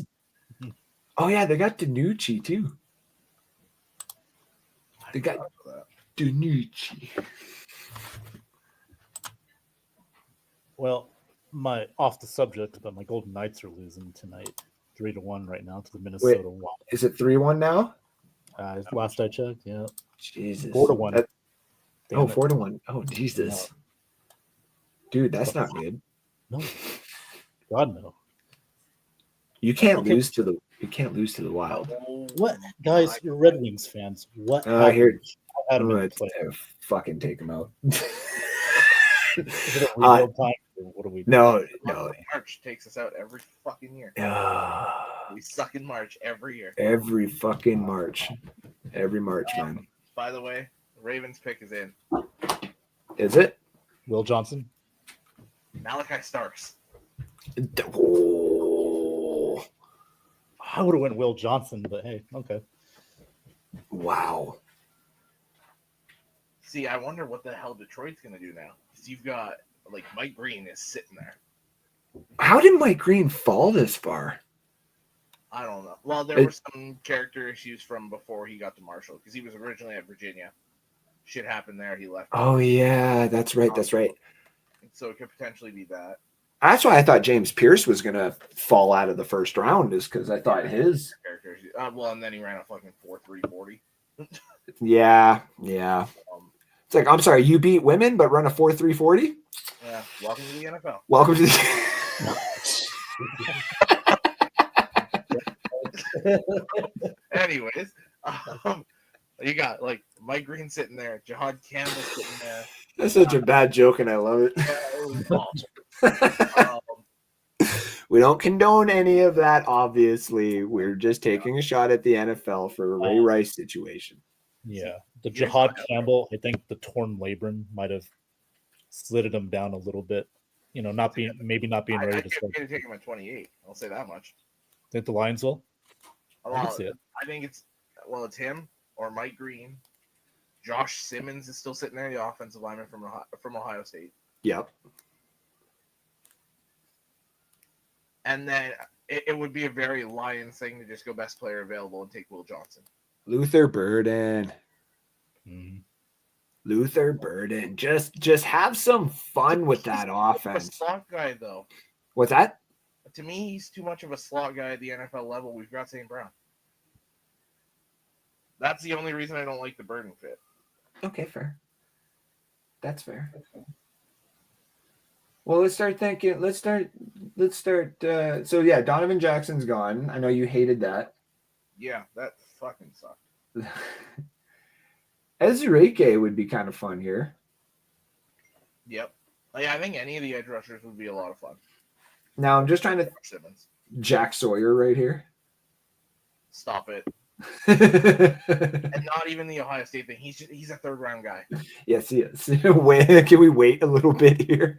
I'd be okay. Speaking of Ohio State, I'd be okay with JT Tuimoloau now. That would be an interesting one. Or since the Lions do all the off the wall picks, Travion Henderson's still sitting there. Yeah, my friend at work's a Ravens fan. He wanted Will Johnson, but he got Starks. He says he's not mad at it. It's still a pretty good. I don't know how you could be mad at. Yeah, safety. I mean, it's a good. You know, next to Kyle Hamilton. I mean, that's. I was just gonna say, Kyle Hamilton gets his free range to actually do what he. Oh fuck me! Yep. And And then we play him next year. No, I think we play him the year after. I thought, yeah, I but think we oh played my, him this year. can you imagine Starks is gonna play like Ed fucking Reed in a Ravens uniform, man. Mm-hmm. Oh my god, They know how to draft defense. Give the That Ravens they do. Yeah.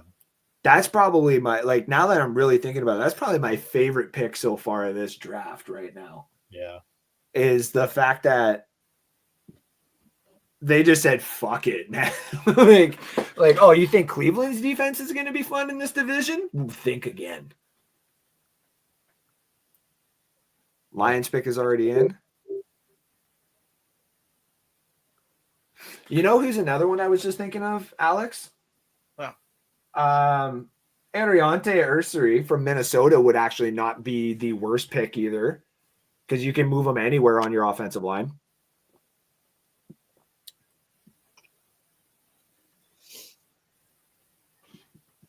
Or Josh Connerly wouldn't necessarily be bad either, but I think he would be more of a tackle. Yeah, I agree. So does Buffalo trade back with Kansas City again? You know, it's kind of become a yearly tradition. Kansas City trades with Washington just to make sure they're always ahead of Buffalo. Fuck it. I refreshed and it was the Smeagol fan up top, so you know he's doesn't want to count it. Every fucking team is like, this team drafting should No. be Yeah. Now, how many drinks has Roger Goodell had tonight? Oh my He god. He looks trashed. Fucking rights though. Like get the commissioner just right drunk. And I kind of What'd you like get? that. What'd you pick, Alex? I'm seeing a lot of Will Johnson. Oh yeah. Dude, what? He's going best player available. I haven't seen it from any of the accounts that have been like spot on tonight. I'm checking quick here too. It'd be cool too because he's a hometown kid. Yeah. Did you see the Sauce Gardner tweet today? No. Out of respect for my dog Josh, I will not be going to see Sinners. How about he catch a fucking interception once in a while, dude? How about that? How about we worry about catching a pick? I love how that just came out of nowhere. That's actually really funny. It's not Will Johnson. Who is it? Tyleik Williams, Ohio State defensive tackle. He was still there. Nice. That is a very good pick because you can move him around that defensive line too. Hey, Alex, did you see the message? Johnny says Green Bay finally drafts a wide receiver and Aaron's throwing his mushrooms at the TV. That's fucking good. Yeah.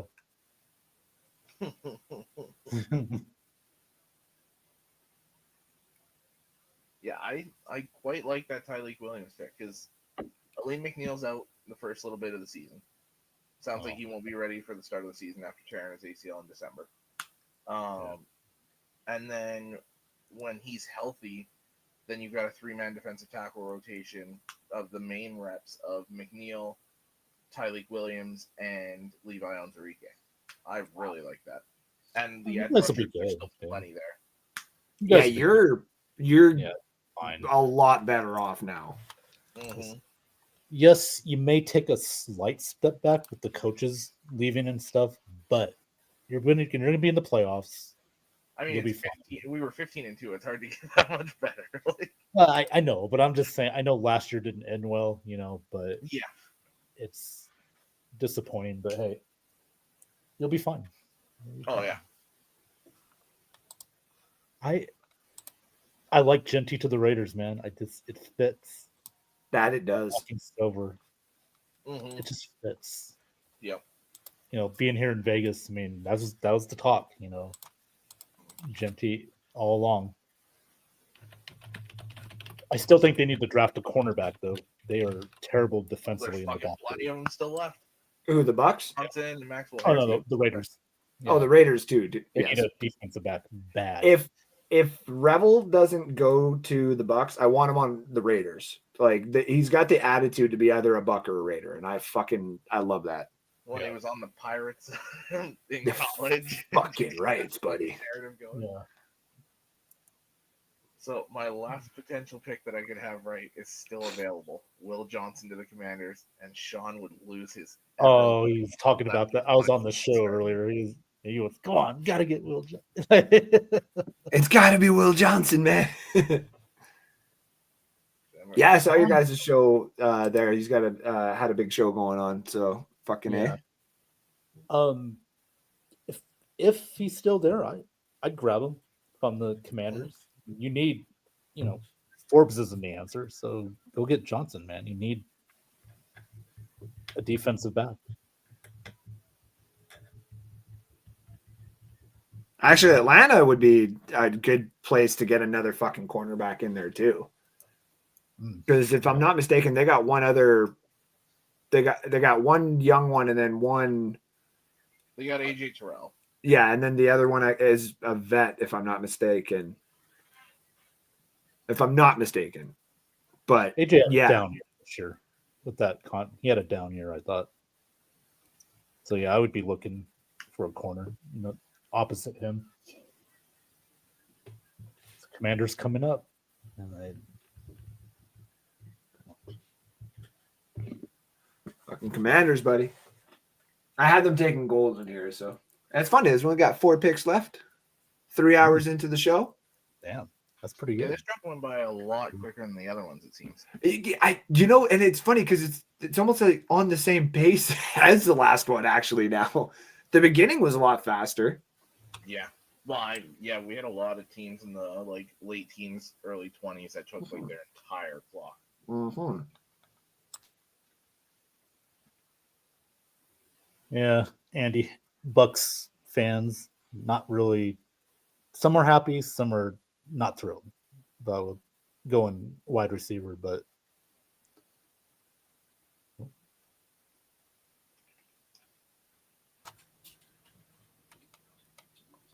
All good right now. Sorry, what's up, guys? What? oh no, I was just talking about just looking at the Bucks, social media. Some are cool with it, some are like, why? Our defense is 29th in the. I get it, but it's an offensive league. It is.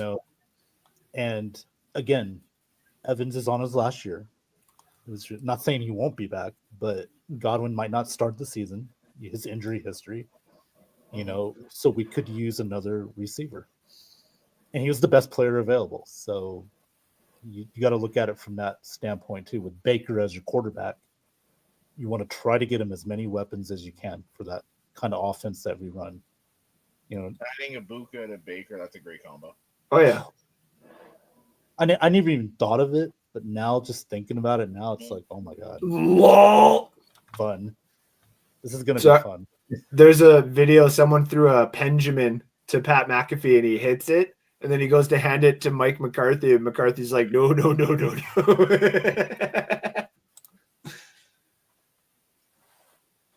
Hey Alex, where's Gunther at? I want him to choke him out again. How funny would it be if he showed up to the draft and just. Oh yeah. So Sean did not get his guy by the looks of it. Who is it looking like? Josh Connerly. They got their left tackle. That's a smart fucking pick, though. Really good pick. No, it's good. Protect Jaden. Like it. Protect your franchise. That's what you got to do. Again, corners, plenty of them in this draft. Get one in the second round. Yeah. I mean, you've got Johnson and Hairston still available for first round guys, and you still have Amos and Revel and all Benjamin Moore. Amos would fit good in that Commanders Dan Quinn. Yes, he did very well. I know that's who Will wanted. Will wanted Trey Amos. Yeah. I'm loving some of these draft things already. NFL memes. When Kelvin Banks got drafted by the Saints, his baby puked. And it says that baby knew his daddy's career was over. Yeah. Well, a little off subject, Mr. Alex, but Josh Pastner here at UNLV is kicking ass in the transport portal. He just got UC Irvine Miles Che, one of the better players in the portal. Mhm. Anyway, I mean, I'm liking what UNLV is doing. We're getting back to hopefully get back into relevancy. Michigan's looking good too. Like University of Las Vegas. UNLV. And I'm excited for that game with Duke. I'm excited. Oh, yeah. That's like a good measuring stick game, right? Oh, how absolutely. real we are. You don't have to worry about Cooper Flag anymore. Thank God. Wait, Yes. wait. Are you cheering? Are you cheering for UNLV because your other team just, No, he's just fucking sucks? Or Las Vegas. First of all, how dare you? I live in Vegas, Andrew. Okay. I know, that's why I had to take my opportunity to take a shot at F- Seminole fan. F Duke, by the way. 91 I'll never forget 1991, dude. That Neither broke my will heart. I. That was the Broke my heart too. best team we ever had. We could have won it back-to-back titles, and Duke took that away from us. I was born. No, there you My go. mom took beautiful darkness away from me. I had to be engulfed in this life as a Bucks and Red Wings fan. The Hey, Bucks. we got two No, Super we've been. Bowls. Yeah, Two we Super got. We're good. We're good. We still got more than the Eagles We're in technically. this conversation with a Lions fan, and you're talking about, oh, he's so bad being a Bucks fan. Yeah. It was pretty bad being a Bucks fan. Now, if you excuse me, the most hottest thing in the world is happening right now. I am being given a bong, allegedly, and allegedly some beautiful legal substances in my beautiful free country with provinces and territories, not states. Though we would welcome anybody else to be the 11th province. Andrew, Canada's going to be one big state. I can't wait for my third term. I've already put in. Your third for the government. We're not going to have any more prime ministers. That's horrible. It's terrible. I hate that word. That term. Yeah, I hate the word prime minister. We're going to get rid of Quebec because they don't speak English. We hate that. It's terrible. We're getting rid of Quebec. Yeah. Even got Kim with that one. We have 60 provinces. What's that? We have 60 provinces. Yeah. Well, I'm going to need all the sense of humor I can get because my Golden Knights are. God damn, Oh, yeah, you and Kim are probably having a tough time right now. Yeah, I was gonna pull the same thing I just pulled with the Lions fan, like, oh, Golden Knights fan talking about losing in the playoffs. No, I'm a lifetime Golden Knights fan. Same So- with Kim. Yeah, Kim is a I'm not lifelong used Golden to fan. this. No, we've only missed the playoffs once in my lifetime. Yeah, eat a dick. Yeah. Oh, by the way, I got Winnipeg and Carolina in my Stanley Cup Finals when I did my. Winnipeg and Carolina, nice. Yeah. My beginning of season was Dallas, Carolina. And then my when the actual playoff thing came out, I said Edmonton, Carolina. See, Edmonton, Carolina was what I had before. Yeah. Before Evan Bouchard started wearing a fucking Kings jersey and a hockey goal or a soccer goalie instead of hockey goalie. Now, I'm gonna state this right now. I wouldn't be surprised. I would not be surprised at all if the Stanley Cup final this year is the Jets versus the Leafs. I'll get the I'm Leafs going to the conference finals. They're destroying Ottawa. They really are. and then they would get Tampa and Florida, Tampa or Florida. Yeah. Florida's up 2-0, so yeah, probably Florida. And Oh fuck! Which I would take Florida. I would take Florida too. Yeah. I think the at least physicality. Toronto's making progress, as far as playoff Yeah, it improvement. Didn't take 7, you guys. Well, yet they're Get out of the first round. But Carolina's finally healthy, though. That's the key. Rob Brendamore's got a healthy team now. Mhm. Scary, very scary team. Yep. And I got him winning it. So Oh, was it? It was Rantanen they got from Colorado, correct? I think so, yeah. Something Yeah, like Right. they traded him. Mika Well- to Carolina. Yeah. And then Well, with the fucking roster they already had. Brindamore apparently is not the head coach everybody thinks he is. Apparently he's more of a Torts type of guy and Mike Babcock type guy. Heard too. Yeah. But I'm like, well, if you're winning, I hate to be that guy, but like if you're winning, it doesn't matter. But I'm also a Red Wings fan and had Mike Babcock. So I'm like, yes, it does matter. Get him the fuck out of your organization and do it quick. yeah. Bill's pick is in and it's not going to the Chiefs.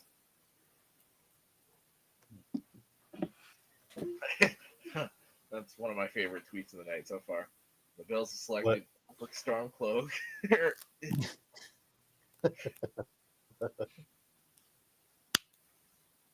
Well, I don't believe it. The Grizzlies actually showed up tonight.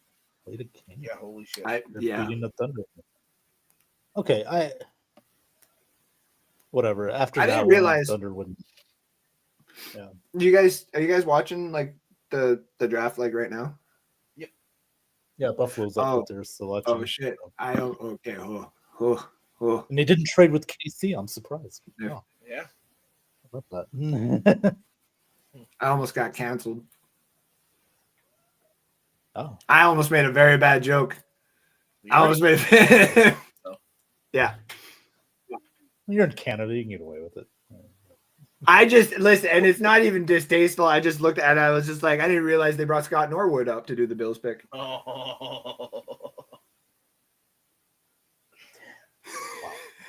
Just like, I'm sorry. Like, I am trying to do something in my life, and I think comedy is a good way to start. Holy shit. Yes. Maxwell Hairston is about To the Bills? Ooh. Okay. 6. Okay, that's a good one. That's a good one. 6. We got 6, Alex. Eat a dick. Eat a dick. We got 6.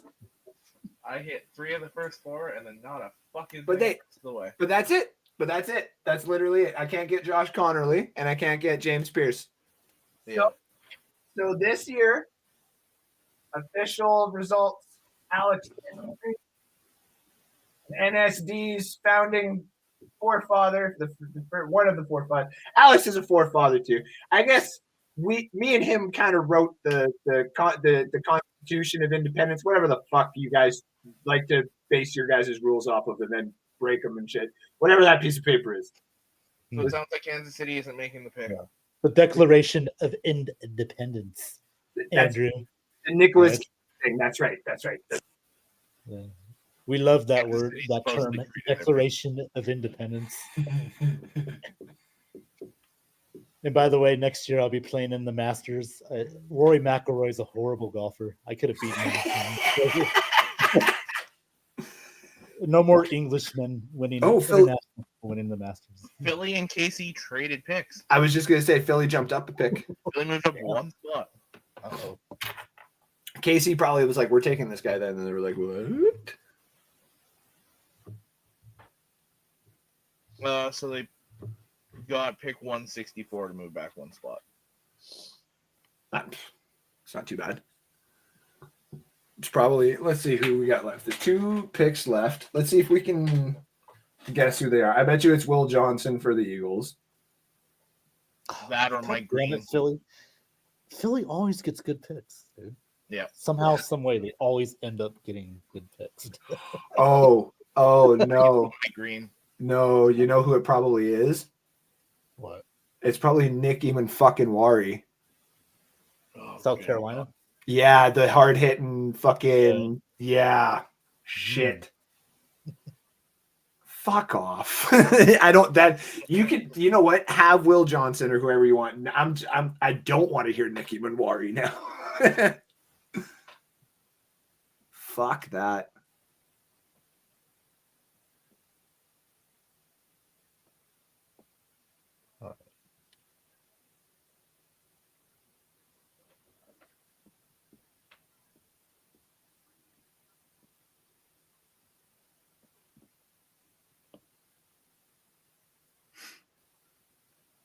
That's So, a good.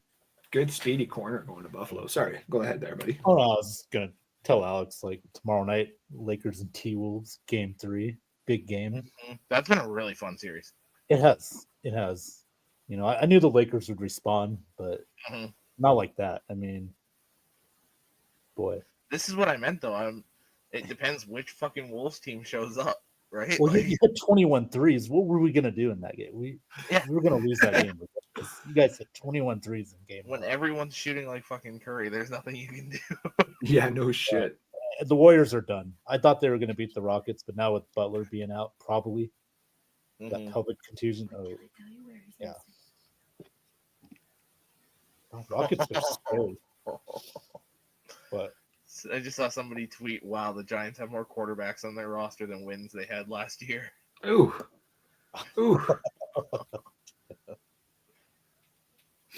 Dart's gonna be fun for neighbors, though, in my opinion. Yeah, it's gonna be a lot of fun. Like, fuck me. Like, if that actually works, like if Dart gonna go get like Luther Burden in the second round, or even, or wait, they gave up the pick, didn't they? I think so, yeah. for the Texans, yeah, or for the Rams. But I Texans, mean, Texans, yeah. I mean, you can even go and fucking, like, I hate to be that guy, but like if you believe in the Isaiah Bond stuff is not true, and the reason his draft stock is only going to be falling because of the allegations that happened, you can get a solid second round, very fast, very good wide receiver, probably in the 3rd or 4th. So, yeah, absolutely. I'm just trying to think of some other players. I mean, if they wanted to, like, they could also, they're probably going to steal a running back here. Like, they'll probably get a Caleb Johnson eventually, or Dylan Sampson from Tennessee will probably still be available. The UCF kid was at Harvey. Harvey would probably still available in the 3rd round if they wanted. Like, even Scattaboo, probably. I don't think Scattaboo would necessarily work on the Giants roster. I think Scattaboo would work on a team like the 49ers, the Cowboys. Fuck, he'd work on the Bucks, in my opinion, too. Yeah, because, well, Andrew, we were hearing about Rashad White possibly being traded, you know. Yeah. Now, I don't think it'll happen, personally. I think we're going to keep him because we got a nice 1-2 punch with Bucky and Rashad. Rashad's a good pass catching. Yes, he is. Yes, he is. I don't think it makes sense to trade him. You know, I know he's on his coming up with his rookie deals coming up, but he still brings value, I think, in my opinion. So I don't think we're going to let him go. No, I think I did say on my status there earlier, if someone like Devin Neal is still available to the Buccaneers with one of our 3rd round picks, why not? You know what I mean? Like, you're going to lose White after the next season anyway to free agency if you don't trade him, because you're not going to resign him, obviously, if he's just going to be what he was for the last 3 games, because he only got, if I'm not mistaken, 7 touches in like the last 2 games or 2 of the last 3 games. So if you had Bucky Irving and then you brought another type Bucky Irving backfield guy for when Bucky's got to sit, now all of a sudden, like, what the fuck is anyone going to do to the Tampa Bay? Well, and Sean Tucker was getting more playing time than Rashad. So what do you got, Alex? What do you got? Eagles got Jahad Campbell. Well, that figures. I mean, they always get the good ones. Damn Damn it! Why does the rest of the NFL let this happen every goddamn year? There's one spot that you're like, yeah, Philly might need a player here. And do they just one of the best players available in that position for the they just wait. They're like, oh, who's left and who's available? Yeah, Jahad Campbell is the other one I do. Like, I'm less pissed off it's not Nicky Mudwari, but it's like Philly's the definition of falling upstairs instead of downstairs. They fall upstairs. Isn't falling up like what book is that? Oh my god, why is that stuck in my head now? Not Robert Munch. Yeah, there was a book, wasn't there? Like Falling. Shell, Yeah. Silverstein. Why am I fucking? Silverstein. Is that what it is? Hold on, falling up. It Look. sounds right, but Shell Silverstein, fucking A. Oh, look at my brain. Can be used for some things once in a while, but it can never tell when a woman's pissed off. this Smeagol fan account is fucking amazing. Sure. They've already put in with the 32nd pick of the 2025 NFL Draft. The Kansas City Chiefs will select Shedeur Sanders. This is the first time a player has been selected by every team in the first round, according to.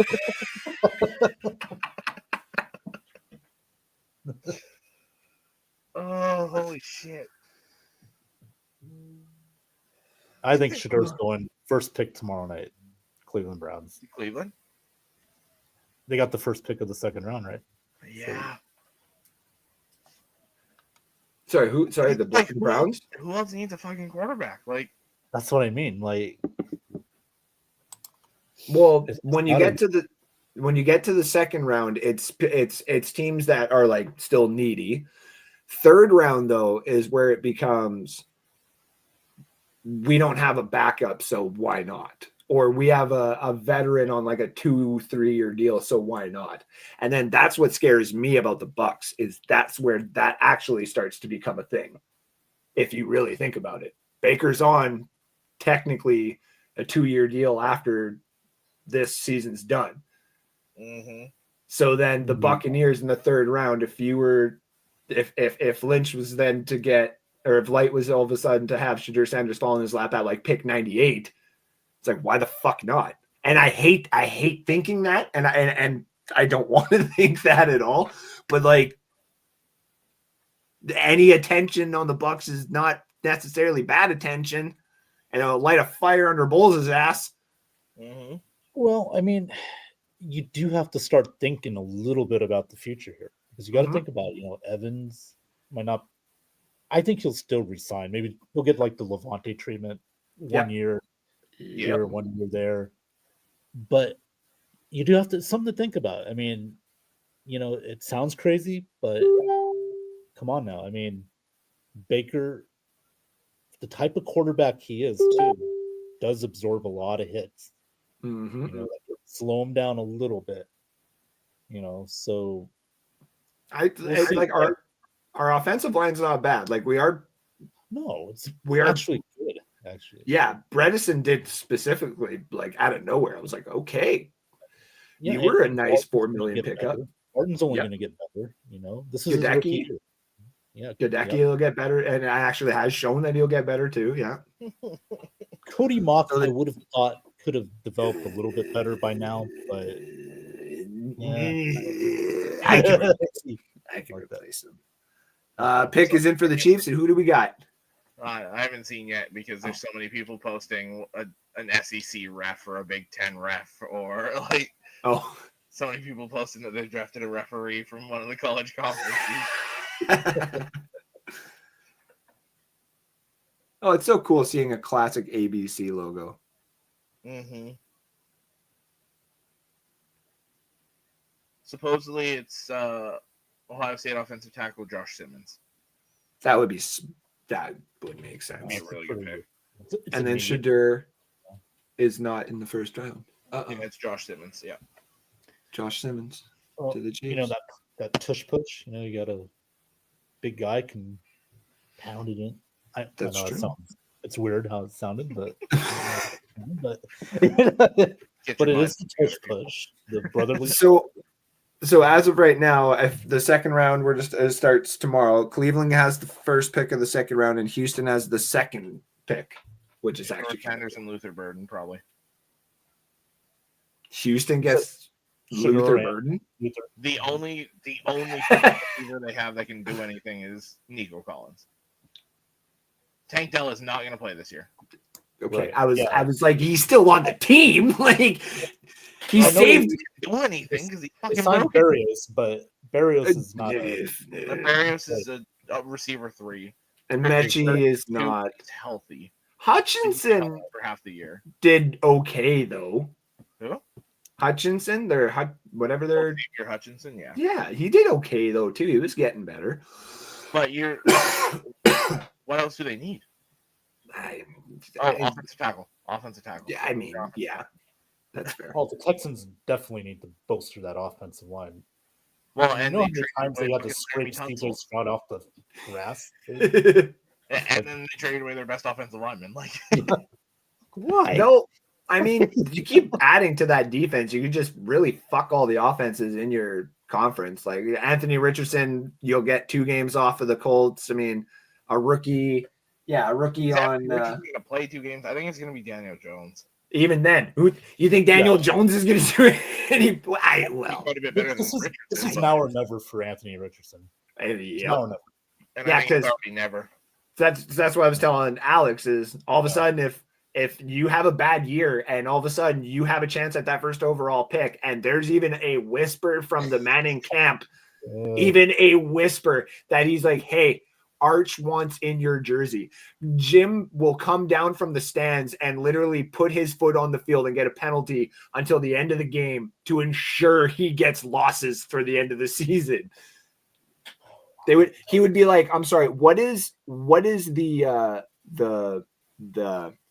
my consequence for tanking? They'd be like, a second round pick. Okay, but not my first. Okay, cool. Yeah. I'm getting another Manning. Yeah. Are those arches? Are those Yeah. arches? Yeah. This is Arch being like to everybody else, like, I'm going to Indy. And Pat McAfee being like, this is the greatest day of my life. This is arguably the greatest day of my life. I can so see that. You know what I mean? Yeah. I can see him going to Arch Manning's house and interview. You know? And then to top it all off, who would be the coach? A guy who just took a year off, a guy who just said no to weed on the Pat McAfee show at the live draft, and a guy who we could arguably say is a really good head coach, at least just to get the culture right. For Arch Manning to come into the league would be Mike McCarthy. He's not that good a head coach. He's a good culture bringer, and if you get Arch, the right offensive coordinator, and you put him in Indy, he's got Tyler Warren. Dallas, though. What's that? How is that culture in Dallas, though? Well, that's Jerry and Thank you. Thank you. I was like, really? Do I need to defend that? Dude, they just, I will give Dallas a little credit. They actually took a need for once. They did, and they took it high. They took it very high. But I like it. I have no complaints on that. I'm not making fun of it. I think so. That was Stephen Jones and not Jerry Jones. You know that for a fact. Yeah. If it was Jones Jerry, is it would have been Jones. Matthew Golden. If it was Jerry, it would have been Shadur. Yeah. I'm gonna get Dion to coach for me one way or another. Long, son. Yes, sir. He's the best quarterback we'll ever have. You know how I said I was going to do something crazy and trade? All of a sudden, like trade the pick 32 comes in. It's just like Shiloh Sanders. Yeah, that's right. That's right. What? What?